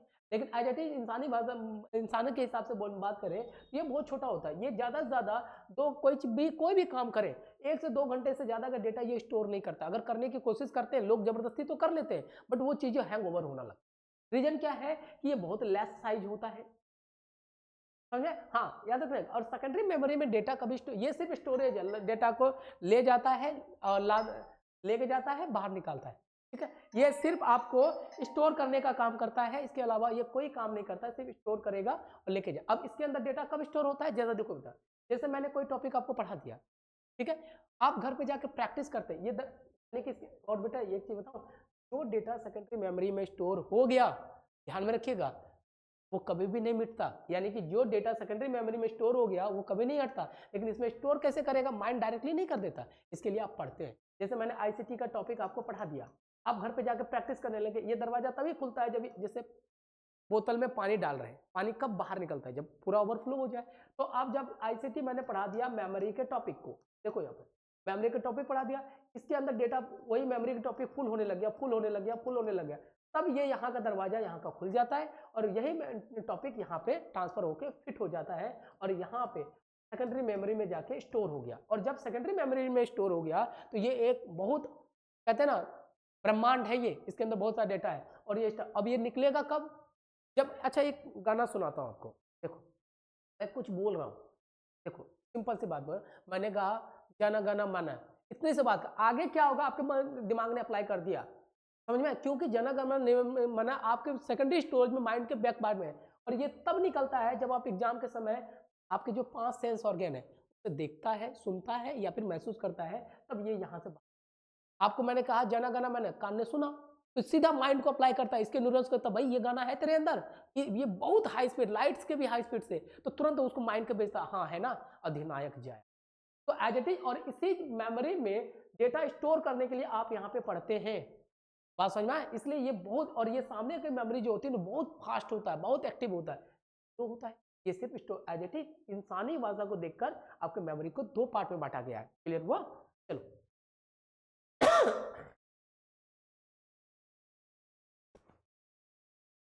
अब देखो बेटा, आपको कितनी बातें कितनी अच्छा आसानी से आप समझ में आएगी जो मैं चीजें में लिख रहा हूँ। एक तो वही चीजें कहा ना, या तो मैं इसको रटवा दूं या फिर दोनों को ध्यान से समझें। देखो एज इट इज मेमोरी को भी आपको पता है कि कंप्यूटर का जो काम तो माइंड ही करता है। माइंड के बेस पर, माइंड किसे बोलते हैं? सीपीयू, है ना। इस सीपीयू के बेस पर इसको दो पार्ट में बांट दिया गया, है ना। एक को बोला गया, जरा ध्यान समझना, एक को बोला गया प्राइमरी मेमोरी। प्राइमरी मेमोरी जिसको बोलते हैं, इसको बोला जाता है अटैच, अटैच विथ सीपीयू, जो सीपीयू के साथ अटैच हो। क्लियर हो गया। और दूसरा हो गया हमारे पास सेकेंडरी, सेकेंडरी मेमोरी, और इसको बोलेंगे not attach with, attach with CPU, जो सीपीयू के साथ अटैच नहीं होता है उसको बोलते हैं सेकेंडरी मेमोरी। अब देखिए, अब दोनों के कुछ फंक्शंस देखते हैं। देखिएगा बेटा, ये जो होता है ना बहुत हाई स्पीड होता है। जैसे अभी मैंने कहा कि इंसान का सामने वाला माइंड बहुत हाई स्पीड होता है, ये इसके कंपेरेटिव स्लो स्पीड होता है। स्लो स्पीड करके कंपेरिजन में ऐसा नहीं कि एकदम स्लो हो जाता, ना ना ना ना। दूसरा चीज, ये बहुत लेस साइज होता है बेटा, लेस साइज, बहुत छोटा होता है ये, बहुत। इवन आपको पढ़ाऊंगा मेमोरी के साथ एक रजिस्टर होता है, तो केबी में आता है, केबी 1 केबी 2 केबी, एक छोटा सा फोटो ही उतना ले लेता है। बाकी देखेंगे ये बहुत हाई साइज होता है, बहुत ही ज्यादा, और इतना ज्यादा होता है कि पूरे वर्ल्ड के डेटा को स्टोर कर सकता है। आपने अभी मैंने बताया ना, KB, MB, GB, TB, peta, hexa, zetta, yotta, ब्रूनोटो, बेटा ये इतना बड़ा अमाउंट है ना, जो हमारे पृथ्वी जैसे 10 पृथ्वी का डेटा, लोगों के डेटा को स्टोर कर सकता है। ये तो सेकेंडरी जितनी मर्जी हो बना लो। भाई नेक्स्ट बात करूं तो देखिए बेटा, ये होता है वोलाटाइल, ये बहुत इंपॉर्टेंट है। वोलाटाइल, वोलाटाइल कहने का मतलब होता है घुलनशील। घुलनशील कहने का मतलब है ये depends on electricity, electricity, electricity पे ये डिपेंडेंट होता है बेटा। वोलेटाइल कहने का मतलब है जैसे जब तक मैं आपको पढ़ा रहा हूँ, जब मैं कंप्यूटर में काम कर रहा हूँ, उसी समय तक ये रहेगा, और जैसे लाइट कट गई तो वो डेटा हट जाएगा। फॉर एग्जांपल मैं आपको पैसे ट्रांसफर कर रहा था, या फिर कुछ मैं आपको यूट्यूब पे दिखा रहा था, अचानक लाइट कट गई तो वो डेटा वहां से हट जाएगा। फिर अगर खोलूंगा तो रीस्टार्ट करना पड़ेगा मुझे। लेकिन इस केस इसमें डेटा स्टोर परमानेंट नहीं होता है, क्योंकि ये जब तक लाइट रहेगा, जो सीपीयू के अंदर जो मेमोरी लगा होता है ना, और 5, ये तभी तक काम करता है जब तक ये इलेक्ट्रिसिटी इसके अंदर है, समझे। जैसे एक छोटा सा एग्जांपल मैं आपको समझाता हूं। जैसे मान लिया जाए, आपको एक चीज दिखा दो, जैसे मैंने इसको खोला तो ये कहीं सेकेंडरी मेमोरी में इस डिजिटल बोर्ड का जो इलेक्ट्रॉनिक डिवाइसेस के, अब ये मेमोरी के अंदर, प्राइमरी मेमोरी के अंदर आ चुका है। लेकिन जैसे मैंने इसको ये किया कट करके वापस उसी स्क्रीन पे जा रहा हूं, तो ये अब उससे हट जाएगा वहां से, और उसको अगर मैंने शट डाउन कर दिया, अभी इस बोर्ड को मैंने शट डाउन कर दिया, तो ये डेटा नहीं रहेगा, ये सारे हट जाएंगे, कुछ भी नहीं रहेगा बेटे, सारे हट जाएगा। तो उसको बोलता है वोलेटाइल, यानी जब तक ये लाइट रहेगा तब तक। लेकिन इसके अंदर जो होता है ये नॉन वोलेटाइल होता है। नॉन वोलेटाइल कहने का मतलब है नॉट डिपेंड्स ऑन इलेक्ट्रिसिटी, ये इलेक्ट्रिसिटी पे डिपेंड नहीं करता है, जबकि ये डिपेंड करता है आपके पास इलेक्ट्रिसिटी पे। ये नॉट डिपेंड्स करने का मतलब जैसे मान लो कि हार्ड डिस्क में है बेटा, मेरे पास कई सारे हार्ड डिस्क है, एक बार डेटा स्टोर कर लो, लाइफ टाइम जब भी यूज करना चाहो आप यूज कर सकते हैं इसको, इलेक्ट्रिसिटी रहे या ना रहे। जैसे कि पेन ड्राइव है, उसको क्या फर्क पड़ता है, लाइट रहे या ना रहे, उसके अंदर जो डेटा डला है पैकेट में लो, चलता बनो। देखिए हाँ, इसके हिसाब से नेक्स्ट पॉइंट देखो, ये होता है not portable. Not portable, portable कहने का मतलब ये आप निकाल के नहीं प्राइमरी मेमोरी के, ये रहा मेरा रैम, ये रहा रोम, उठा के चल दिए घर से, ना ना ना ना, इसको नहीं कर सकते। ये मैन्युफैक्चर के समय से पहले से बना के दे दिया जाता है। वो अलग वाली बात है कि आज के डेट में मैन्युफैक्चर द्वारा या फिर ऐसा है कि स्लॉट बना दिया गया, मर्जी जाए, लेकिन इसे पोर्टेबल नहीं बना सकते, जबकि ये पोर्टेबल होता है। पोर्टेबल कहने का मतलब उठा उठा के एक जगह से दूसरी जगह लेके चले जाओ, समझे। नेक्स्ट देखिएगा, इसके अंदर बहुत लेस एक्सेस टाइम होता है। एक्सेस टाइम, एक्सेस टाइम कहने का मतलब है क्योंकि स्पीड हाई है, क्लिक कराओ तुरंत आ जाए। मैंने कहा बेटा, अभी मैं आईसीटी पढ़ा रहा हूँ, सारे बच्चे बैठे, मैंने कहा कि बेटा आईसीटी कॉपी दो, तुरंत दे दिया। लेकिन मैं तुरंत कह दो बेटा मैथमेटिकल रीजनिंग कॉपी दो, सर घर से लाना होगा, देगी तो सही, लेकिन जाने और आने में टाइम लगेगा। वही चीज है इसमें बेटा, हाई एक्सेस टाइम होता है, एक्सेस टाइम। क्योंकि इस केस में जब डिमांड करता है सीपीयू कि मेरे को और कोई डेटा चाहिए, तो ये मेमोरी सेकेंडरी मेमोरी के पास पहले जाता है, फिर यहाँ जैसे मैंने कहा ना, आपके पास मैथमेटिकल रीजनिंग की भी बुकलेट होगी, आईसीटी का भी होगा, लॉजिकल की होगी। तो अभी मैं पढ़ा रहा हूँ अगर आईसीटी, तो अब लॉजिकल का तो बुक लगेगा, है तो सही, लेकिन आप पहले घर जाओगे फिर उठाओगे तो ला के दोगे, टाइम लगा ना। तो ये बातें होती है बेटा प्राइमरी और सेकेंडरी के साथ जो हमारा होता है। इसका अभी आप एग्जांपल, और इसके अंदर सेकेंडरी के अंदर क्या होता है, hard disk, Blu-ray disk, magnetic tape, अभी बहुत सेकेंडरी का अलग पोर्शन होता है, प्राइमरी का अलग पोर्शन। इतना तो पहले पता चल गया कि मेमोरी कितने टाइप का होगा, सिर्फ दो टाइप का, एक होता है प्राइमरी और दूसरा होता है सेकेंडरी। प्राइमरी किसे बोलते हैं, जो माइंड के साथ तुरंत, जैसे अपना ये वाला पार्ट है, ये वाला तो बोलते हैं प्राइमरी मेमोरी। चल रहा है, हाँ, इसे बोलते हैं प्राइमरी मेमोरी। दूसरा होता है हमारा सेकेंडरी मेमोरी, जो हमारे पीछे बड़ा होता है, ये ब्रह्मांड है, ये सिर्फ स्टोर करेगा कुछ नहीं। और ये डेटा कब निकालता है, जब ये डिमांड करे, आंखें जब देखेगी।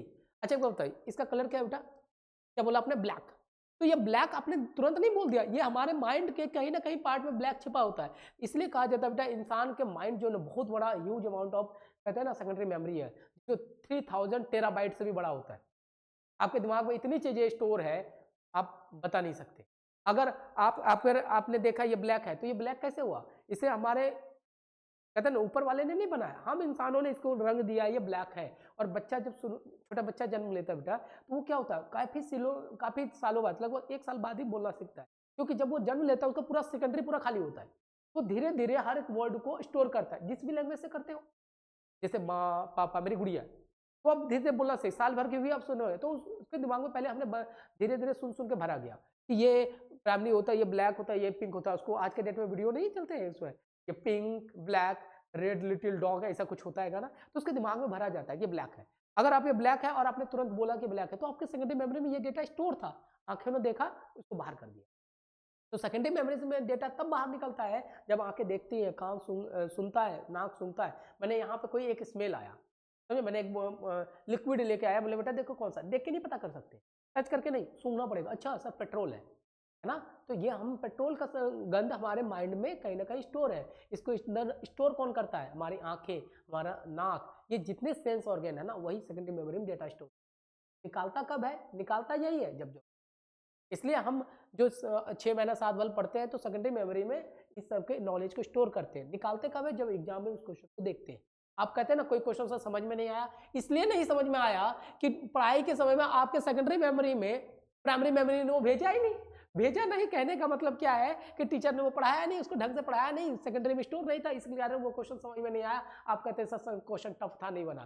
क्यों, क्योंकि आपने during the period secondary memory में वो डेटा स्टोर कौन करता है, प्राइमरी। प्राइमरी करने के लिए आपको पढ़ना क्लियर। अगर मैंने आपसे पूछा है कि इसका कलर क्या है, आपने कहा ब्लैक, ठीक है, तब तो सही है। अगर आपका दिमाग, अब मैंने करने के बाद अगर आप इसको, कोई चीज हुआ, कोई चीज आपसे पूछा गया कि मैंने कहा कलर क्या है इसका, आपने कहा कि नहीं पता, तो यानी कि अगर जब सेकेंडरी मेमोरी प्राइमरी मेमोरी के डिमांड पर डेटा देने से मना कर देता है, या फिर उसके अंदर कुछ चीजें पहचान में नहीं आती कि इसका कलर क्या बोलूं नहीं बोलूं, तो ऐसे लोगों को पागल बोलते हैं। पागल, पागल कहने का मतलब ये होता है कि उसका सेकेंडरी मेमोरी प्राइमरी मेमोरी के साथ मैच ही नहीं होता, समझ में। तो जब मैंने कहा कि कलर क्या है, तो आप कह रहे पिंक, यानी आपका दिमाग प्राइमरी सेकेंडरी एक दूसरे से अटैच नहीं है। वही चीजें होते हैं इसके अंदर। अगर सेकेंडरी ने प्राइमरी को देने से मना कर दिया, तो पूरा सिस्टम खराब है, कोई काम नहीं होगा।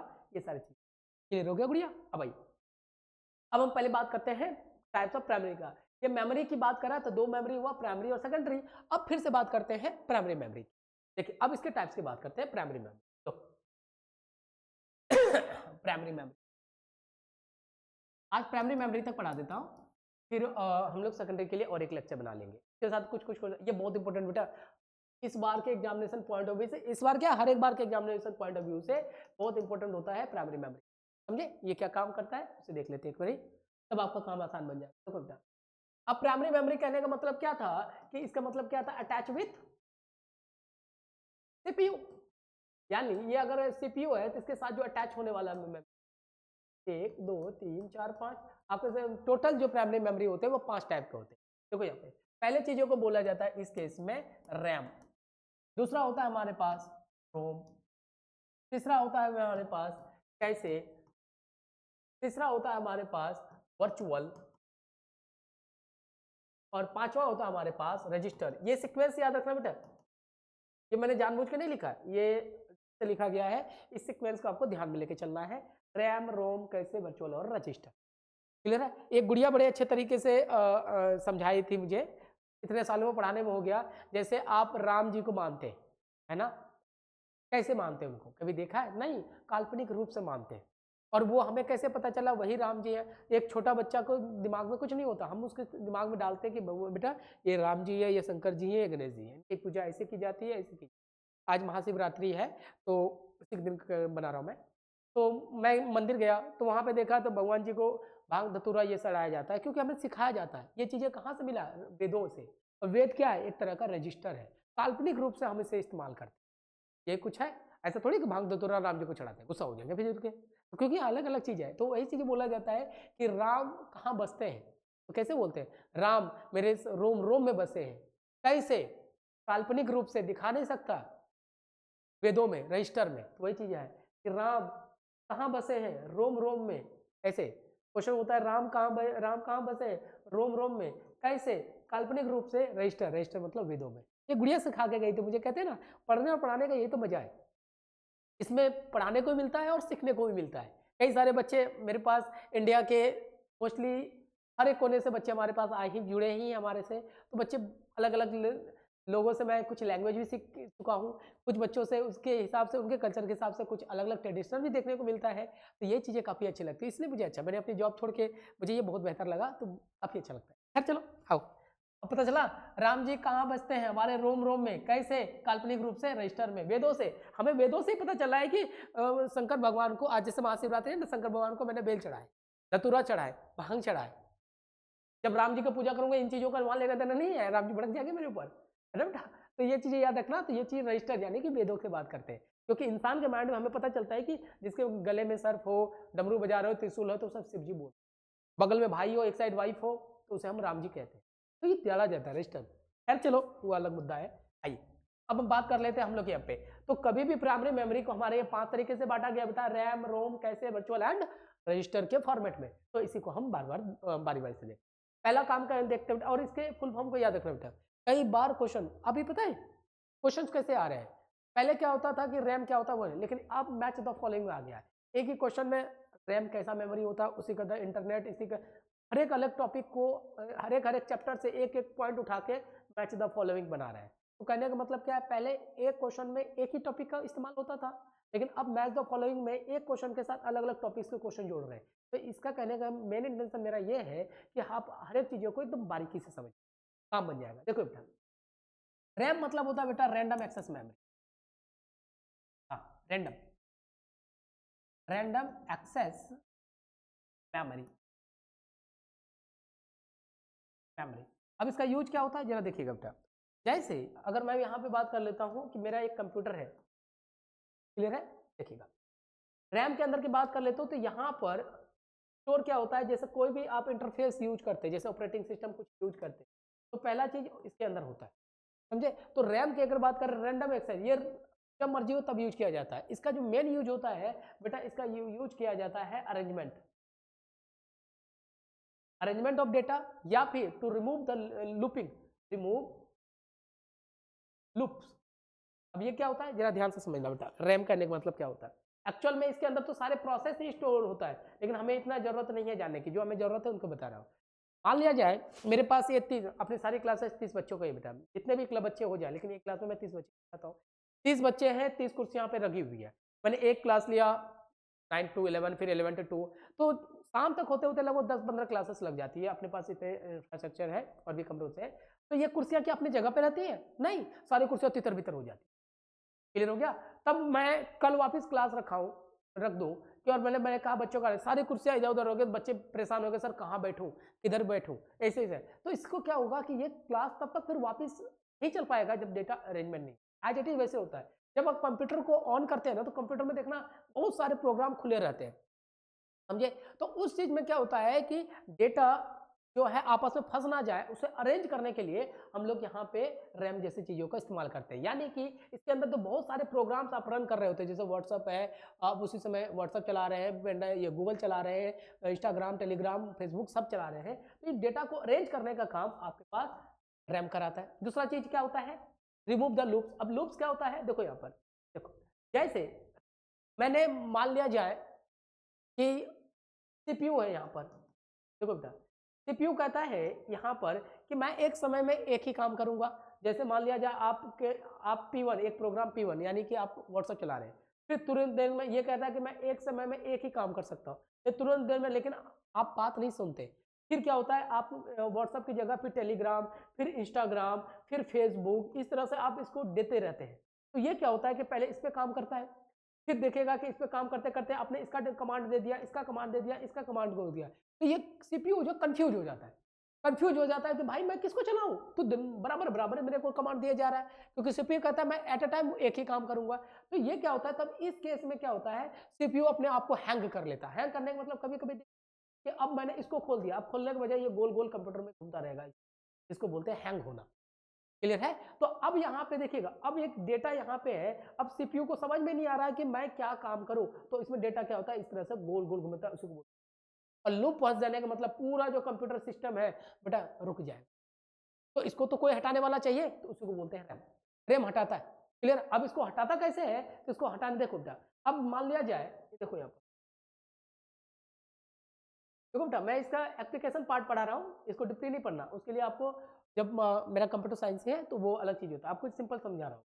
अगर मान लीजिए मैं इस लूप में फंस गया, तो लूप से बाहर निकलने का, जैसे मान लिया जाए आप इसको लूप के अंदर फंस गए, आप लूप से बाहर निकलना चाहते हैं, कैसे? एक तरीका ये है कि मैं कहीं ना कहीं एक रास्ता बना दूं, ये लो, तो एक रास्ता यहाँ से तोड़ दूं जिससे मैं इससे बाहर हो जाऊं, समझे? और इस रास्ते को तोड़ के बाहर हो सकते हैं। दूसरा तरीका ऐसा करें कि पूरे के पूरे लूप को हटा दें। अब रास्ता तोड़ने का मतलब है कि यहाँ पे इसी चीज को कंप्यूटर की दुनिया में रिफ्रेश कहा जाता है। रिफ्रेश यानी जैसे आप कभी कभी पढ़ते पढ़ते देखते हैं काफी टेंस हो जाते हैं, दिमाग भर जाता है, तो आप क्या कहते हैं, सर मुझे नींद आ रही है। तो नींद उठने के बाद आपको ताजगी फील होती है। मैं अपनी बात करूँ बता, जब मैंने RTGI की तैयारी की हुई थी 2009-10 की बात बता रहा हूँ, कई क्वेश्चन ऐसे देखता था कि मैं रेंडमली सीक्वेंस बना रहा हूँ, नहीं बनता।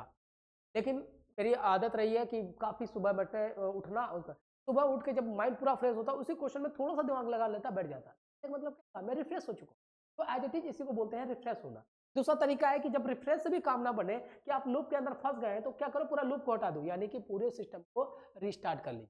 तो बेहतर ऑप्शन ये, जैसे आप कभी कभी चलाते रहते वो क्या करते कि अगर हैंग हो जाए तो मोबाइल ऑपरेटर वो सब क्या कराता है कि आप उसको रिस्टार्ट कर लीजिए। वही चीज होता है हमारे यहाँ पर।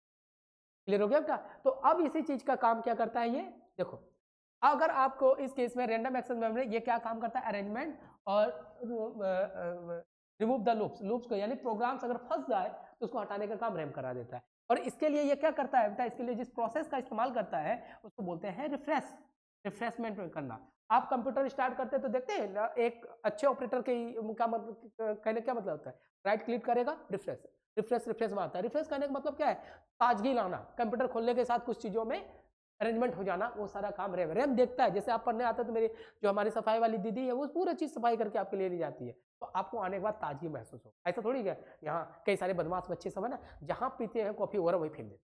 अरे बेटा कुछ तो एथिकल रखिए। इतनी बात क्लियर हो गई बेटा?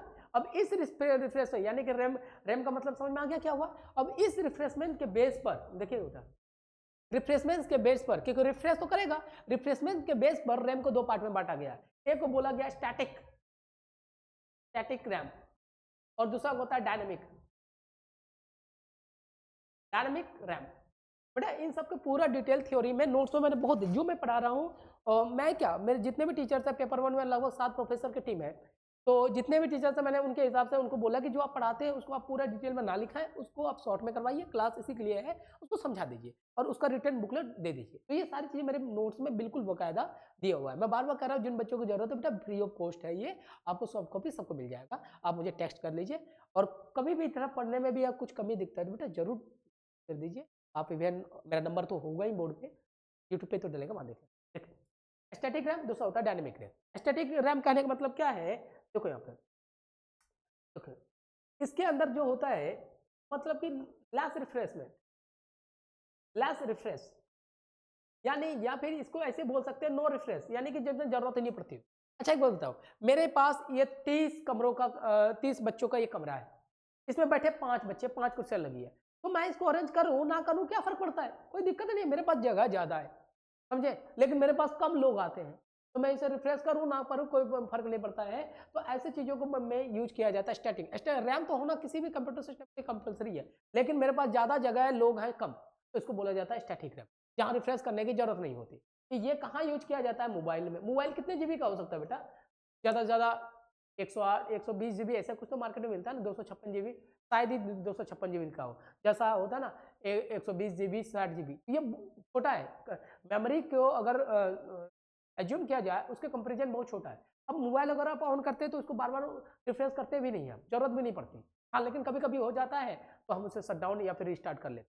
तो यहाँ पे जहाँ पे कम साइज का मेमोरी यूज हो रहा हो, डेटा बहुत कम यूज हो रहा हो, तो इस केस में हमारे पास स्टैटिक रैम का इस्तेमाल होता है।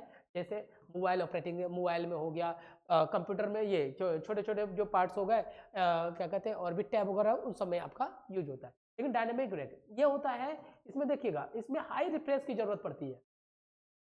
हाई रिफ्रेशमेंट करने का मतलब क्या है इस केस में, बार बार जिसके अंदर आप जैसे कंप्यूटर लेते हैं, लैपटॉप लेते हैं, इसके अंदर बेटा कितने जीबी का, ये 1 TB के बराबर होता है।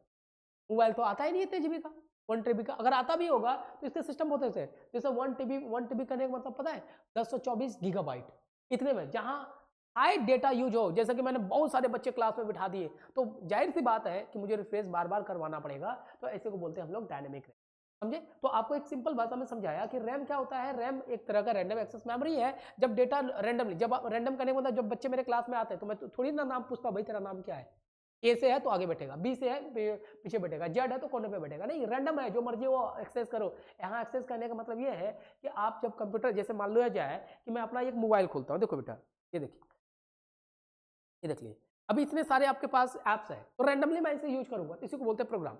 इससे क्या होगा, मैं इसको भी खोल दूं, इसको भी खोल दूं, इसको भी खोल दूं, इसको भी खोल दूं, तब अगर खोलने के चालू करूंगा, पता है क्या है ये, अगर सीपीयू की क्षमता अधिक है, इसलिए कहा जाता है रैम और सीपीयू थोड़ा ज्यादा बढ़ा ले, समझे। जिससे कंप्यूटर क्या होता है, हैंग नहीं होता।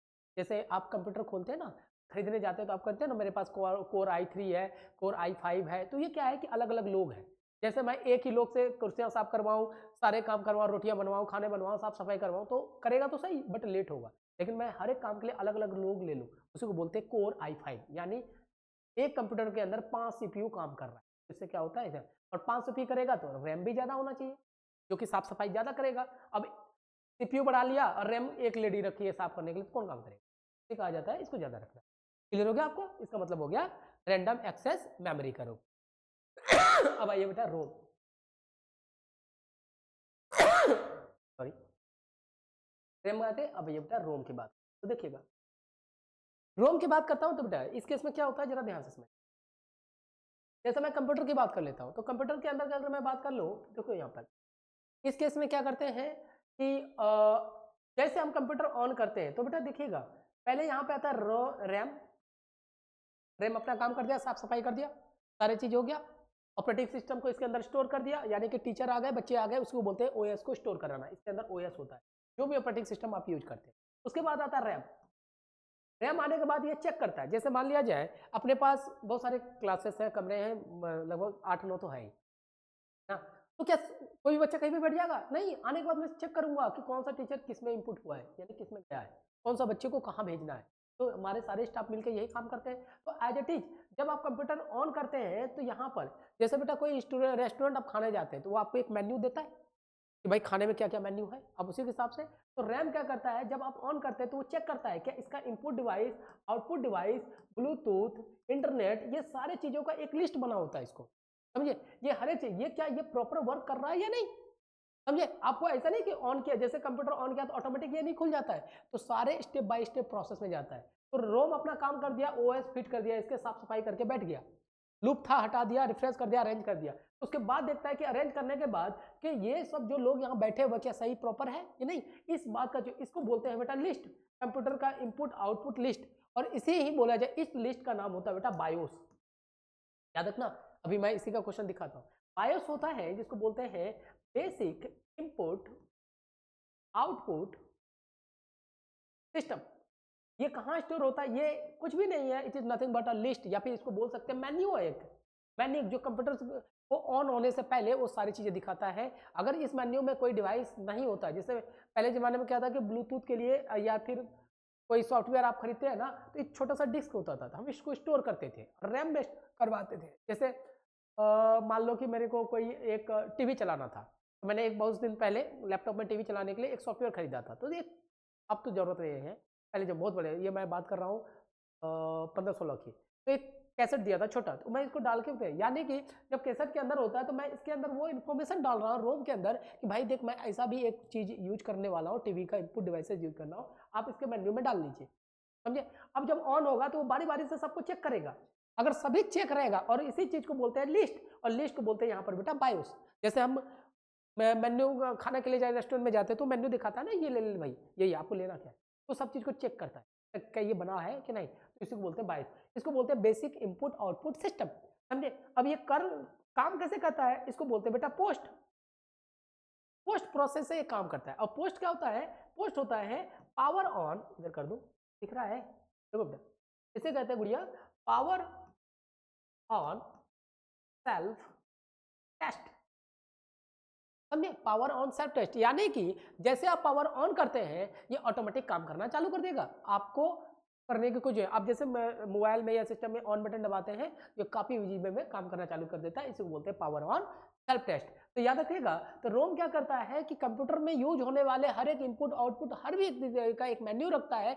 जैसे कंप्यूटर स्टार्ट होता है तो ये देखो शुरुआत में ये सारे लिस्ट कहाँ होगा, सेकेंडरी मेमोरी में, याद रखना बेटा, ये सारी चीजें यहाँ से ट्रांसफर होती हैं, समझे। जब आप कंप्यूटर शट डाउन करो, जैसे मैं पढ़ाने के बाद ये इसे शट डाउन करूंगा ना, ये इसमें इनबिल्ट लगभग 1 TB का है शायद, हाँ 1 TB का, तो ये सारी चीज वहां जाके स्टोर हो जाएगा, समझे। जब मैं इसे वापस ऑन करूंगा तो ये ओएस इसके अंदर वापस मेरे पास पहले यहाँ आएगा, फिर इससे जाने से पहले इसको 5 मेमोरी से गुजरना पड़ेगा, इसमें से अभी रैम हो गया, रोम हो गया, अभी एक कैसे वर्चुअल और रजिस्टर के बारे में सबका अलग अलग फंक्शन। अब बात समझ में आ गया। देखो अब रोम क्या करता है,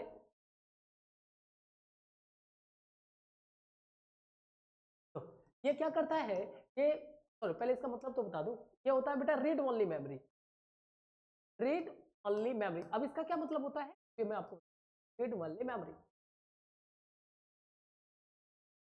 अब पहला चीज क्या करता है, ये क्या करता है, बायोस को स्टोर करता है, जो कि पोस्ट पे काम करता है। आपको एक क्वेश्चन दिखाऊं तो पहले देख लो, फिर आगे चलते हैं। कई बार पूछा है, 2-3 बार इस क्वेश्चन को इन्होंने पूछा हुआ है, तो मैं बेटा ये पीवाईक्यू किसी के पास ना हो तो मुझे मैसेज कर देना। हाँ ये देखो, अच्छा एक चीज और भी बताना हो गया इस क्वेश्चन के, आपको समझ में आ जाएगा। देखो बेटा, बायोस को अभी क्या बोला था मैंने कि ये क्या होता है कि ये रूटीन, ये मेन्यू रखता है, ये देखो menu is nothing but the startup routine, startup routine कि ये रूटीन, जैसे आप आते हो ना तो फॉलो करते हैं ना कि पहले जाके इस क्लास में पढ़ना है, इस सर से पढ़ना है, सुबह के ये पढ़ना है, सुबह ये खाना है, फिर दोपहर में ये करना है, ये तो ये भी तो एक तरह का मेन्यू है, स्टार्टअप रूटीन ही तो है। बायोस को ही स्टार्टअप रूटीन कहते हैं या फिर मेन्यू या लिस्ट कहा जाता है। इसके बाद जो स्टार्टअप करने का मतलब ये रूटीन को फॉलो करता है, तब इसी पे बेस्ड ये क्वेश्चन था, देखो आ रहा था। देखो सिर्फ लैंग्वेज बदली जा रही है, बाकी तो सारी चीजें वही है, जो बोला गया। That is a type of memory circuit that hold the computer startup routine. कौन स्टोर करता है बेटा, सीधा आंसर ये देखिएगा, आपके अंदर कौन चला गया, क्लियर हो गया। कौन स्टार्टअप रूटीन को स्टोर करता है, मैंने अभी जस्ट बताया कौन स्टोर करता है हमारे पास, रोम। लेकिन अब देखिएगा इसी क्वेश्चन को पहले कब पूछा था, 16 में। अब इसको देखिए, इसका भनक उन्होंने पहले भी दे रखी थी, देखो दिखाता हूं,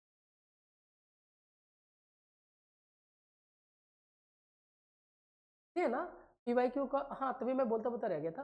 ये पीवाईक्यू किसी को चाहिए होगी तो मुझे मैसेज कर डालना, ये टाइप है अपने पास नंबर तक के क्वेश्चंस का। अब बाकी अपने बच्चों को जो अपने पास पढ़ रहे हैं उसको तो मैंने दे ही रखा है। देखो बेटा इस केस में बोला है ना, when a computer is booting bio is loaded in the memory of, याद रखना रोम। देखो कई बार, एक ये कब पूछा गया था, 14 में, फिर अगले 2 साल बाद उन्होंने वापस रिपीट कर दिया, बस नाम बदल गया। समझ में आया? तो आपको समझ में आया कि किसी आसान तरीके से, तो इसको बारीकी से 1 बाय 1 पढ़ते चले जाएंगे तो काम बन के तैयार हो जाएगा। ठीक है, चलिएगा बेटा, अब हम पढ़ते हैं थोड़ा सा आगे। आज देखता हूँ इसके 1-2 वीडियो और बनेंगे बेटा, छोटा टॉपिक नहीं है, बड़ा टॉपिक है। चलिएगा, अब ये समझ में आ गया। देखो यहाँ पे ये हमारा समझ में आ गया कि बायो से स्टोर करता है और पोस्ट के रूप में करता है। अब आइए अब इसको रीड ओनली मेमोरी बोला गया था। रीजन क्या था इसमें, तो देखो यहाँ पे पहले जमाने में क्या होता था, जब शुरुआत में कंप्यूटर बना था ना, इस केस में क्या था, तो मैं थोड़ा मिटा देता हूं। देखो अब इसको रीड ओनली क्यों बोला जाता है, रीड मतलब देखो कंप्यूटर की दुनिया में रीड करने मतलब लिखे हुए चीजों को पढ़ना। अगर मैं कोई चीज उसमें स्टोर करना हो या लिख रहा हूं तो उसे राइट बोलते हैं। जैसे अभी मैं इसको लिख रहा हूं तो इसको राइट बोलते हैं, जब लिखे हुए चीजों को ही बार बार पढ़ रहा हूं तो उसको बोलते हैं रीड करना। देखो कंप्यूटर का लैंग्वेज होता है ये। शुरुआत में जब बायोस बना था, बेटा कोई भी चीज बनाने के पहले बायोस तो ठीक है, बायोस का होना कंपलसरी होता है, ठीक है। लेकिन जब शुरुआत में कंप्यूटर बना था ना, बहुत कम ही चीजें इनपुट आउटपुट में आती थी, जैसे कीबोर्ड हो गया, स्पीकर हो गया, माउस हो गया। लेकिन आज के डेट में देखो कितनी कितनी सारी चीजें आ गई है। क्या कहते हैं, टीवी केबल का भी कनेक्शन आ गया है, ब्लूटूथ का भी आ गया है, इंटरनेट का भी आ गया, बहुत सारे हैं। लेकिन शुरुआत में जब इसमें बना था ना, मात्र कुछ ही चीजें। बाय द वे मैंने एक रेस्टोरेंट खोला, एक ढाबा खोल लिया मैंने हाईवे पे, तो मैं शुरुआत में मुझे नहीं समझ में आया, सिर्फ 2-4 आइटम रखा, दाल रोटी जो भी मर्जी हो, चाय पानी जो भी। लेकिन समय के साथ लोगों का डिमांड बढ़ना चालू हो गया। तो उसके अंदर क्या था कि जैसे मैंने बायोस को रोम के अंदर डाला, तो इसके अंदर जो मेन्यू था ना बेटा, ये फिक्स होता था, और ये इसमें ये एक बार स्टोर कर देने के बाद ये फिक्स हो जाता था। और इसको कौन स्टोर करता था, जो शुरुआत में मैन्युफैक्चरर होता है, जो मैन्युफैक्चरर होता था ना, वही इसको स्टोर कर पाता था, समझे। तो इसीलिए इसको बोला गया आप सिर्फ रीड करेंगे, यानी अगर कोई एक्सटर्नल डिवाइस आप यूज करना चाहते हैं नहीं कर सकते, क्योंकि ये फिक्स्ड है मेमोरी में। तो इससे डेटा को, इसीलिए इसको बोला गया था रीड ओनली मेमोरी। लेकिन बाद में लोगों को देखिए बेटा, जहां डिमेरिट है वहां आविष्कार है, ये बात है। लोगों ने जहां जहां, अब इसकी डिमेरिट क्या हुआ कि शुरुआत में मान लिया जाए कि 4 मेन्यू मैंने बनाए हैं अपने कंप्यूटर के लिए, ये इनपुट के लिए, आउटपुट के लिए, ये एक दो चीजें और भी मान लीजिए उसके लिए, प्रिंटर के लिए मान लो, इसके लिए है। लेकिन बाद में लोगों को लगा कि मेरे में सर कुछ और भी मुझे ऐड करना है, क्या मैं ऐड नहीं कर सकता, आप तो कह रहे हो सिर्फ रीड करो, लेकिन मेरे को और भी चीजें ऐड करानी, तो मैं क्या करूं। तब यहाँ पे ये टाइप्स बनाए गए। देखो बेटा, डिमेरिट को हटाने के लिए क्या, इस बायोस में चेंज करने के, ठीक है। तो फिर इसके कुछ टाइप्स बनाए गए। टाइप्स क्या हो गया गुड़िया, जरा ध्यान से समझ। टाइप के रूप में इसमें पहला आ गया जिसको बोला गया है पी रोम। लोगों ने कहा कि सर मेरे को एक्स्ट्रा करवाना है, इसको बोलते हैं programmable, programmable read only memory,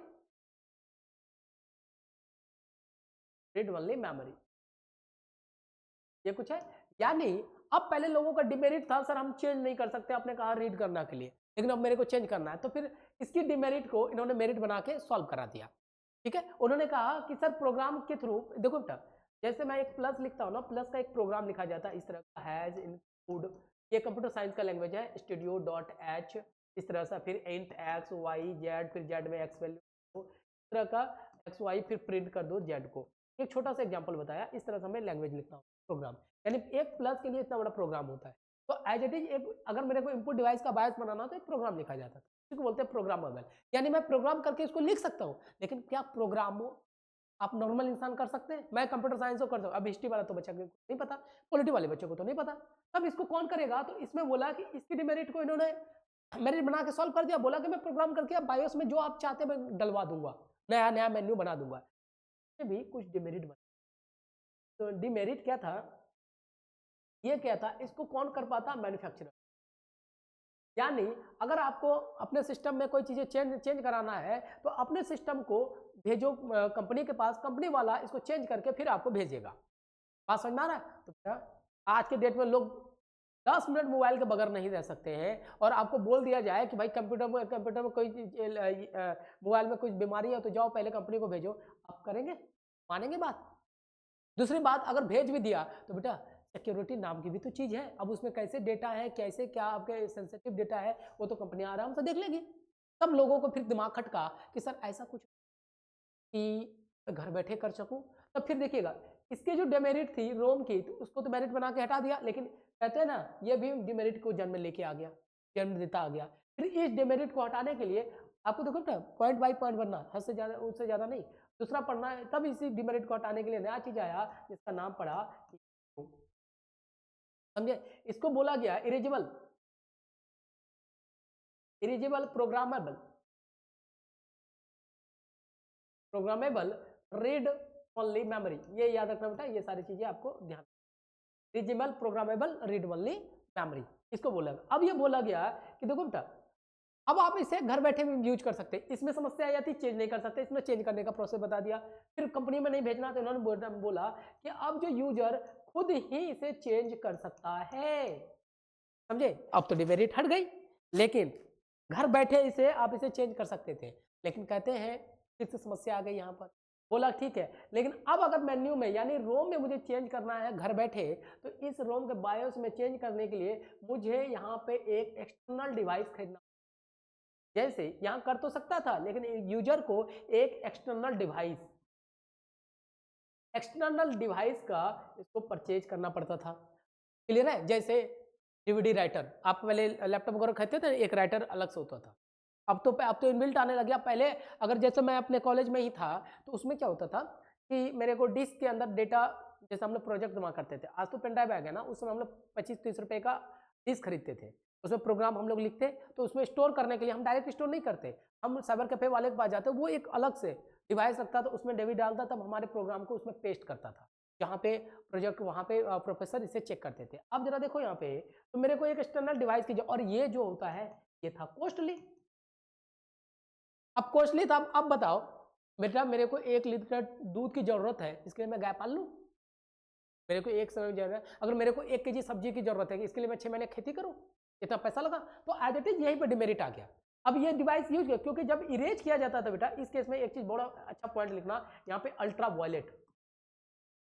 violet light का इस्तेमाल होता था, क्योंकि डेटा को हटाने और इरेज करने के लिए अल्ट्रा वायलेट लाइट चाहिए। और जैसे ये वाली तो सफेद लाइट होता है, अल्ट्रा वायलेट लाइट याद रखने का, ईपीरोम अल्ट्रा वायलेट रेज से डेटा को कहते हैं प्रोग्राम कर सकते हैं, इरेज या हटा सकते थे। अब इसी अल्ट्रा वायलेट रे को जनरेट करने के लिए हम एक्सटर्नल डिवाइस कर लेते थे, और ये कॉस्टली होता था। लगभग उस समय की बात करूँ तो 10-12 हज़ार रुपए का आया करता। अब बताओ मेरे को एक बार डेटा को कट पेस्ट या फिर रिमूव या स्टोर करना है, तो इसके लिए, लेकिन इसकी डिमेरिट को तो इन्होंने मेरिट बना दिया, लेकिन ये भी एक डिमेरिट के साथ जन्म ले लिया। अब बोला गया कि अब ऐसा कुछ नहीं है कि मैं इस डिवाइस को ही हटा दूं, ये देखो ये एक्सटर्नल डिवाइस को ही हटा लेना ना पड़े। तब फिर फाइनली एक वर्जन आया जिसको EEPROM के नाम से जाना गया। बेटा हम एक्सटर्नल डिवाइस क्यों खरीद रहे थे? क्योंकि हमें अल्ट्रावायलेट रेज जनरेट करना था, जिससे डेटा को इरेज, जैसे कभी कभी देखते हैं लाइट से कोई डेटा मिट जाता है, तो अल्ट्रावायलेट रेज, ठीक है। अब देखिए क्यों ना ये एक्सटर्नल डिवाइस खरीदना पड़ता था, क्योंकि ये अल्ट्रावायलेट के लिए था। क्यों ना डायरेक्ट, जिसको बेटा ये इसको डायरेक्ट इलेक्ट्रिसिटी कहा जाता है, ये जो लाइट हमारी जल रही है ये इलेक्ट्रिसिटी से काम कर सकती है, ये कुछ है। तो क्यों ना अगर हम डायरेक्ट इलेक्ट्रिसिटी से डाटा को हटाने की कोशिश करें तो काम बन जाएगा। तो उसीलिए यहाँ पे बोला गया इलेक्ट्रिक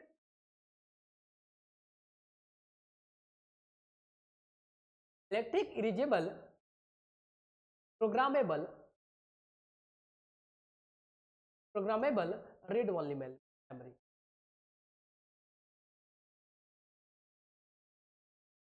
क्लियर हो गया? यानी अब डायरेक्ट लैपटॉप में या मेन में सीधा डालिए, अपना काम कीजिए, अपना हटाने, कोई एक्सटर्नल डिवाइस ने कुछ भी नहीं, इसकी डिमेरिट को हटा दिया। इसका सबसे अच्छा एग्जांपल है पेन ड्राइव।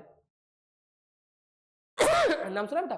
पेन ड्राइव क्या करता है? सीधा डालो, उसको कुछ नहीं डालो, डेटा डालो, हटाओ, रीरेज करो, तो ये हो गया आपके पास। और इसके बाद अभी तक इसका कोई डिमेरिट नहीं हुआ है मार्केट में, ये सीधा इलेक्ट्रिसिटी से ही डिटेक्ट कर देता है, ना मैन्युफैक्चर भेजना, और हाई स्पीड में, बहुत हाई स्पीड में समझना। तो ये इसके आपके पास 4 इसके फंक्शन थे, रोम, पीरोम, ईपीरोम, ईपीरोम। इसके अलावा इसमें कोई भी अगर बीमारी नहीं आई है जिसका डिमेरिट, और ये हमारे पास आज चल रहा है, लोग डायरेक्टली इलेक्ट्रिसिटी का इस्तेमाल करके यूज कर सकते हैं।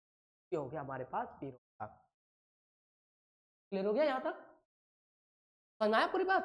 देखो, और ये बहुत ज्यादा इंपॉर्टेंट है बेटा, इस सबसे क्वेश्चन आए हैं, ये याद रखना, अल्ट्रावायलेट कौन यूज करता है? ईपीरोम।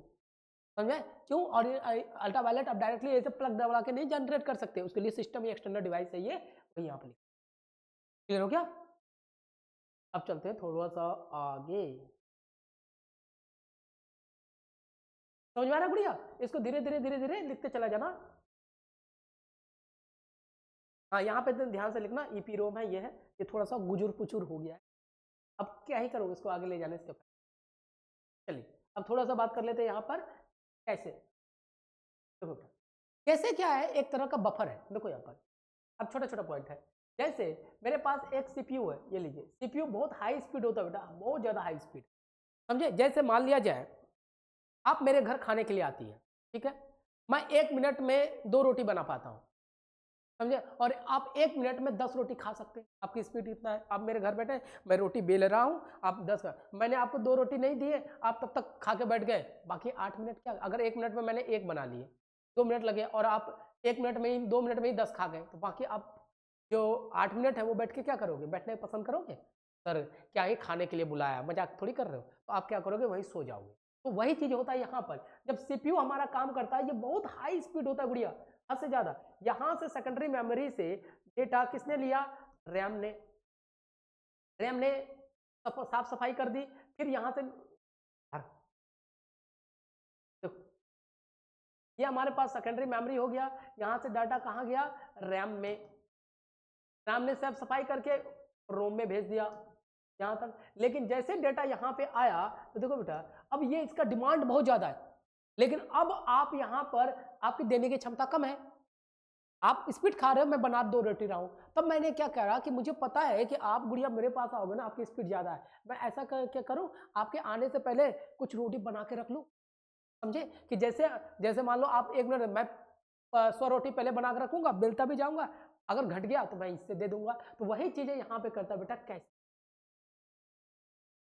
कैसे कैसे कुछ नहीं करता है, इसके और इसका स्पीड थोड़ा कम होता है, इसका ज्यादा, इसके बीच ये बैलेंस बना के रखता है, जिसके कारण क्या होता है, सीपीयू जो है बंद नहीं होता। बंद करने को यहाँ पे आइडल कहते हैं, आइडल करने का मतलब शट डाउन नहीं होगा। कभी कभी आप कंप्यूटर को ऑन करके छोड़ दो, कुछ देर तक यही नहीं करेंगे ना, स्क्रीन काली पड़ जाती है, तो यानी कि वो शट डाउन नहीं होगा, आइडल नहीं होगा। तो आप दोनों का स्पीड बैलेंस हो गया, इसलिए इसको बोलते हैं बेटा बफर स्टेट। देखिएगा, बफर स्टेट नहीं बोलते, बफर मेमोरी भी बोला जाता है। बफर मेमोरी कहने का मतलब क्या है, जो प्राइमरी मेमोरी और सीपीयू के बीच सामंजस्य बैठाता हो इन दोनों के, इसलिए इसको बफर मेमोरी का भी कहा जाता है।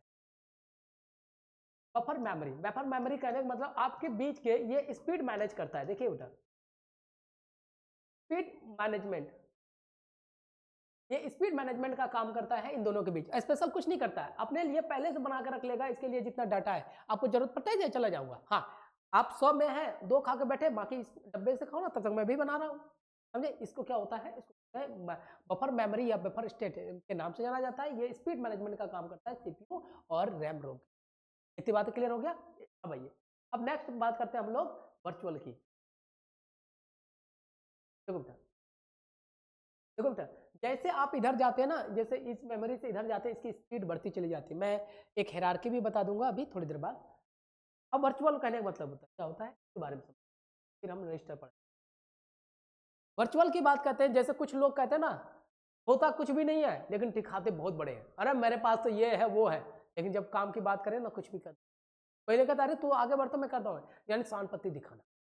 ऐसा क्यों किया जाता है, जैसे मान लिया जाए कि ऐसा इसलिए होता है कि ये आपके सामने, यहां से लिख रहा हूं बेटा, वर्चुअल का यहां से लिख, ये होता है कि जैसे सीपीयू कहता है, देखिएगा, और यहाँ पे कैसे है, ठीक है, इसके बीच आता है आपके पास वर्चुअल, ये इसके लिए काफी डेटा बना के रख रखा है, लेकिन अब ये डेटा ये डायरेक्टली इसे नहीं, अब ये क्या करता है वर्चुअल मेमोरी, इसके सामने कहता है कि सीपीयू, जैसे मान लिया जाए कोई एक प्रोग्राम बनाया, प्रोग्राम के ऊपर काम कर रहा है, ये क्या करता है, जैसे आप एक सिंपल सा एग्जांपल देखो, आप कभी लाइब्रेरी गए हो, तो लाइब्रेरी में क्या होता है, बहुत सारी किताबें होती है, तो आपको कोई किताब चाहिए, तो वो क्या पूरे किताब को लाके दिखाता है, नहीं, आपके पास एक लिस्ट दिखाता है, जिसमें आपको लगता है कि आप लिस्ट देख के बोलते हैं अरे भाई इसके, तो वही काम करता है सीपीयू जो है।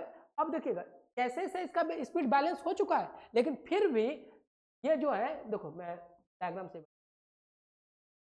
सीपीयू है कैसे से इसका स्पीड कैसे, बस ये कहता है जो आपको जरूरत वाला सामान है ना, जो आपकी स्पीड है मैंने ज्यादा बना लिया, लेकिन उसके बावजूद ये कहता है कि लो देखो,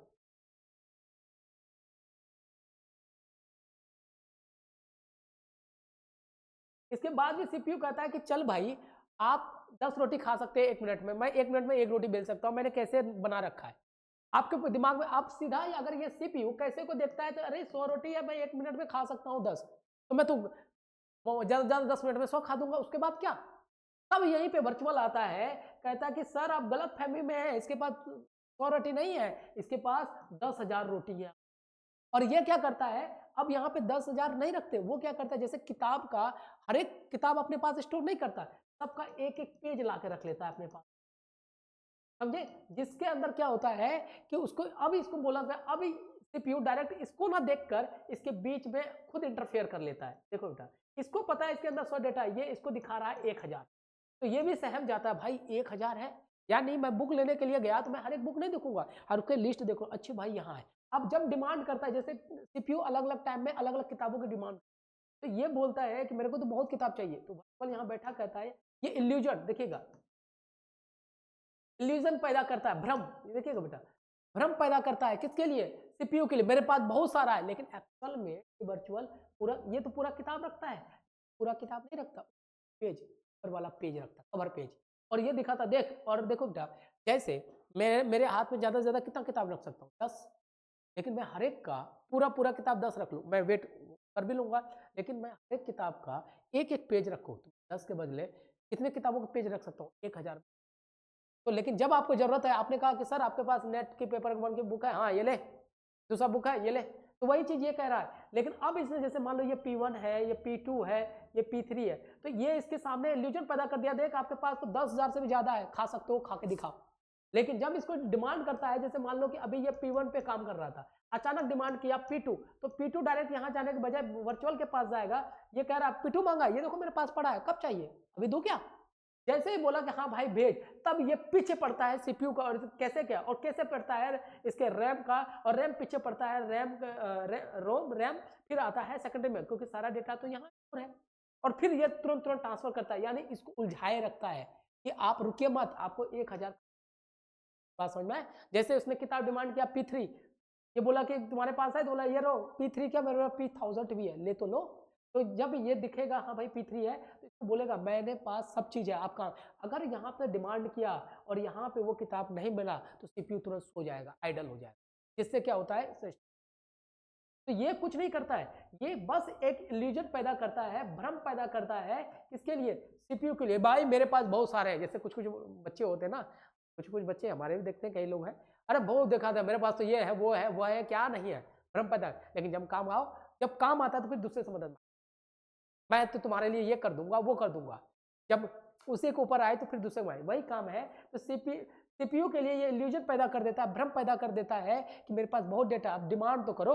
जब डिमांड करेगा, जैसे उसने P5 का डिमांड करा, बोले तेरे पास है, ये रहा ना सर, ये तो है, अब कब चाहिए, अब चाहिए, तो तुरंत उसको पता चल जाता है कि इसको 5वें वाले का सीपीयू की जरूरत है, तो तुरंत से उतना जगह बचा कर रखता है, कैसे भेज, कैसे कहता है रोम को, रैम भेज, रैम कहेगा रैम को भाई भेज, और रैम मिलता है 1 सेकंड में, भेज भेज भेज जल्दी भेज, इसको जरूरत है कर देता है।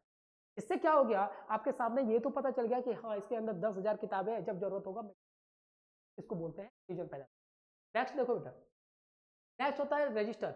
रजिस्टर सीपीयू के अंदर ये कुछ नहीं करता, जो प्रोसेस काम कर रहा हो, जैसे मान लो यहाँ P1 प्रोसेस, बेटा काम, जैसे आप खाना खाते हैं, थाली में खाना है, थाली का मेमोरी है, मूवी तो मेमोरी है जहां पर रखेंगे, खाना को चबाएंगे, दो एज इट इज, जो प्रोसेस सीपीयू के अंदर ड्यूरिंग द वर्किंग में काम कर रहा होता है, वही होता है रजिस्टर। ये सबसे ज्यादा बहुत लेस साइज का होता है, यानी काम करते वक्त भी तो आपको कहीं ना कहीं जगह चाहिए, उसको बोलते हैं, ये बहुत लेस साइज होता है, और सब हाई।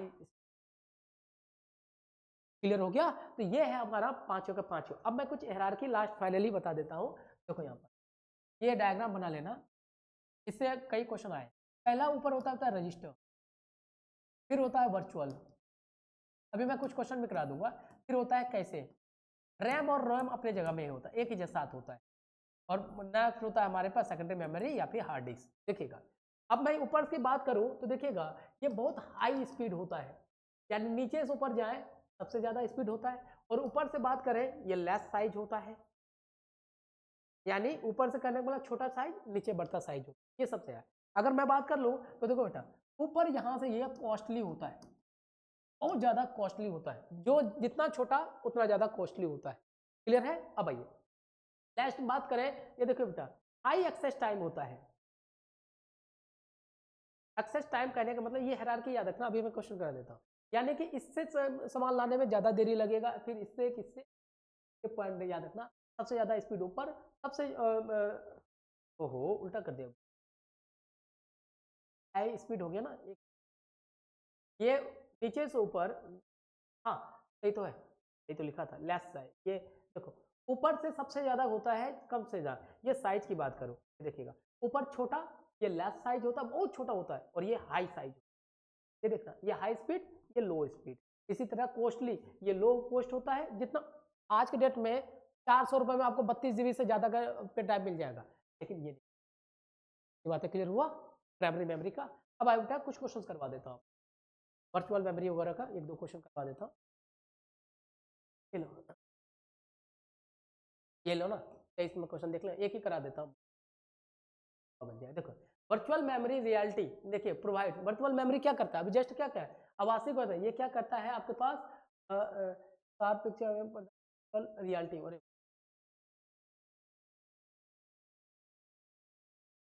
ये वाला 18 नंबर क्वेश्चन क्या कहता है बेटा, जरा ध्यान से देख लीजिए। क्वेश्चन क्या कहता है इस केस में, वर्चुअल मेमोरी क्या कहता है, इल्यूजन पैदा करता है। ये देखिए इल्यूजन पैदा करता है for memory, an illusion extremely large memory. ये बहुत ज़्यादा दिखाता है, नहीं साइड पर नहीं, इल्यूजन पैदा करता है फॉर लार्ज मेमोरी का, मेरे पास तो बहुत सारा है तो दिखा, जिससे सीपीयू को भ्रम में रखता है तो मेरे पास बहुत है, तो काम तो करो, कितना खा सकता है खा। तो इससे क्या होता है, कंप्यूटर हैंग नहीं करता है और चीज़ें आराम से क्लियर हो बेटा। आज मैं यहीं पे रखूँगा। अब मुझे फाइनली बता दीजिए कि आपको क्लास कैसा लगा। बेटा किसी तरह की कोई कमी लगी हो, समझने में कोई दिक्कत आया हो तो प्लीज़ मैसेज कर दीजिए। अगर अच्छा लगता है तो कमेंट कर लीजिए कि कुछ अच्छा बात है, जिससे क्या होगा कि औरों बच्चों को और इससे रिलेटेड मैं वीडियो लाता रहूँगा। अगर अच्छा लगता है मुझे बता देना, और कुछ भी कमी रहती है वो भी बता देना। और बाय द वे एक बात और भी बता देता हूँ, जिन बच्चों को क्लास से जुड़ना हो ऑफलाइन या ऑनलाइन तो आप कॉन्टेक्ट कर सकते हैं। सारे टीचर्स स्टार्ट है, बैच स्टार्ट है, हम इसे के बावजूद जो बच्चे नोट्स वगैरह भी चाहते हैं वो भी आपको मिल जाएगा, और 1 बाय 1। तो क्लास कैसा लगा जरूर लिख के भेजिए बेटा, जिससे हमें भी अच्छा लगेगा कि मेरी कमी, और कमी भी जरूर लिखना, पता भी तो चले कि मैं कुछ कमी कह रहा हूँ तो उसको सुधारा जा सकता है। ठीक है, क्योंकि मैं सिर्फ और सिर्फ यूसी नेट के लिए स्पेशलाइज्ड है हमारा इंस्टीट्यूट, और मैं यूसी नेट को ही पढ़ाता हूँ, और अपने पास सारे सब्जेक्ट। तो आप हमारे से जुड़िए और जरूर रहे कि आपका नेट जरूर। ओके बेटा, मिलते हैं नेक्स्ट वीडियो में। Thank you.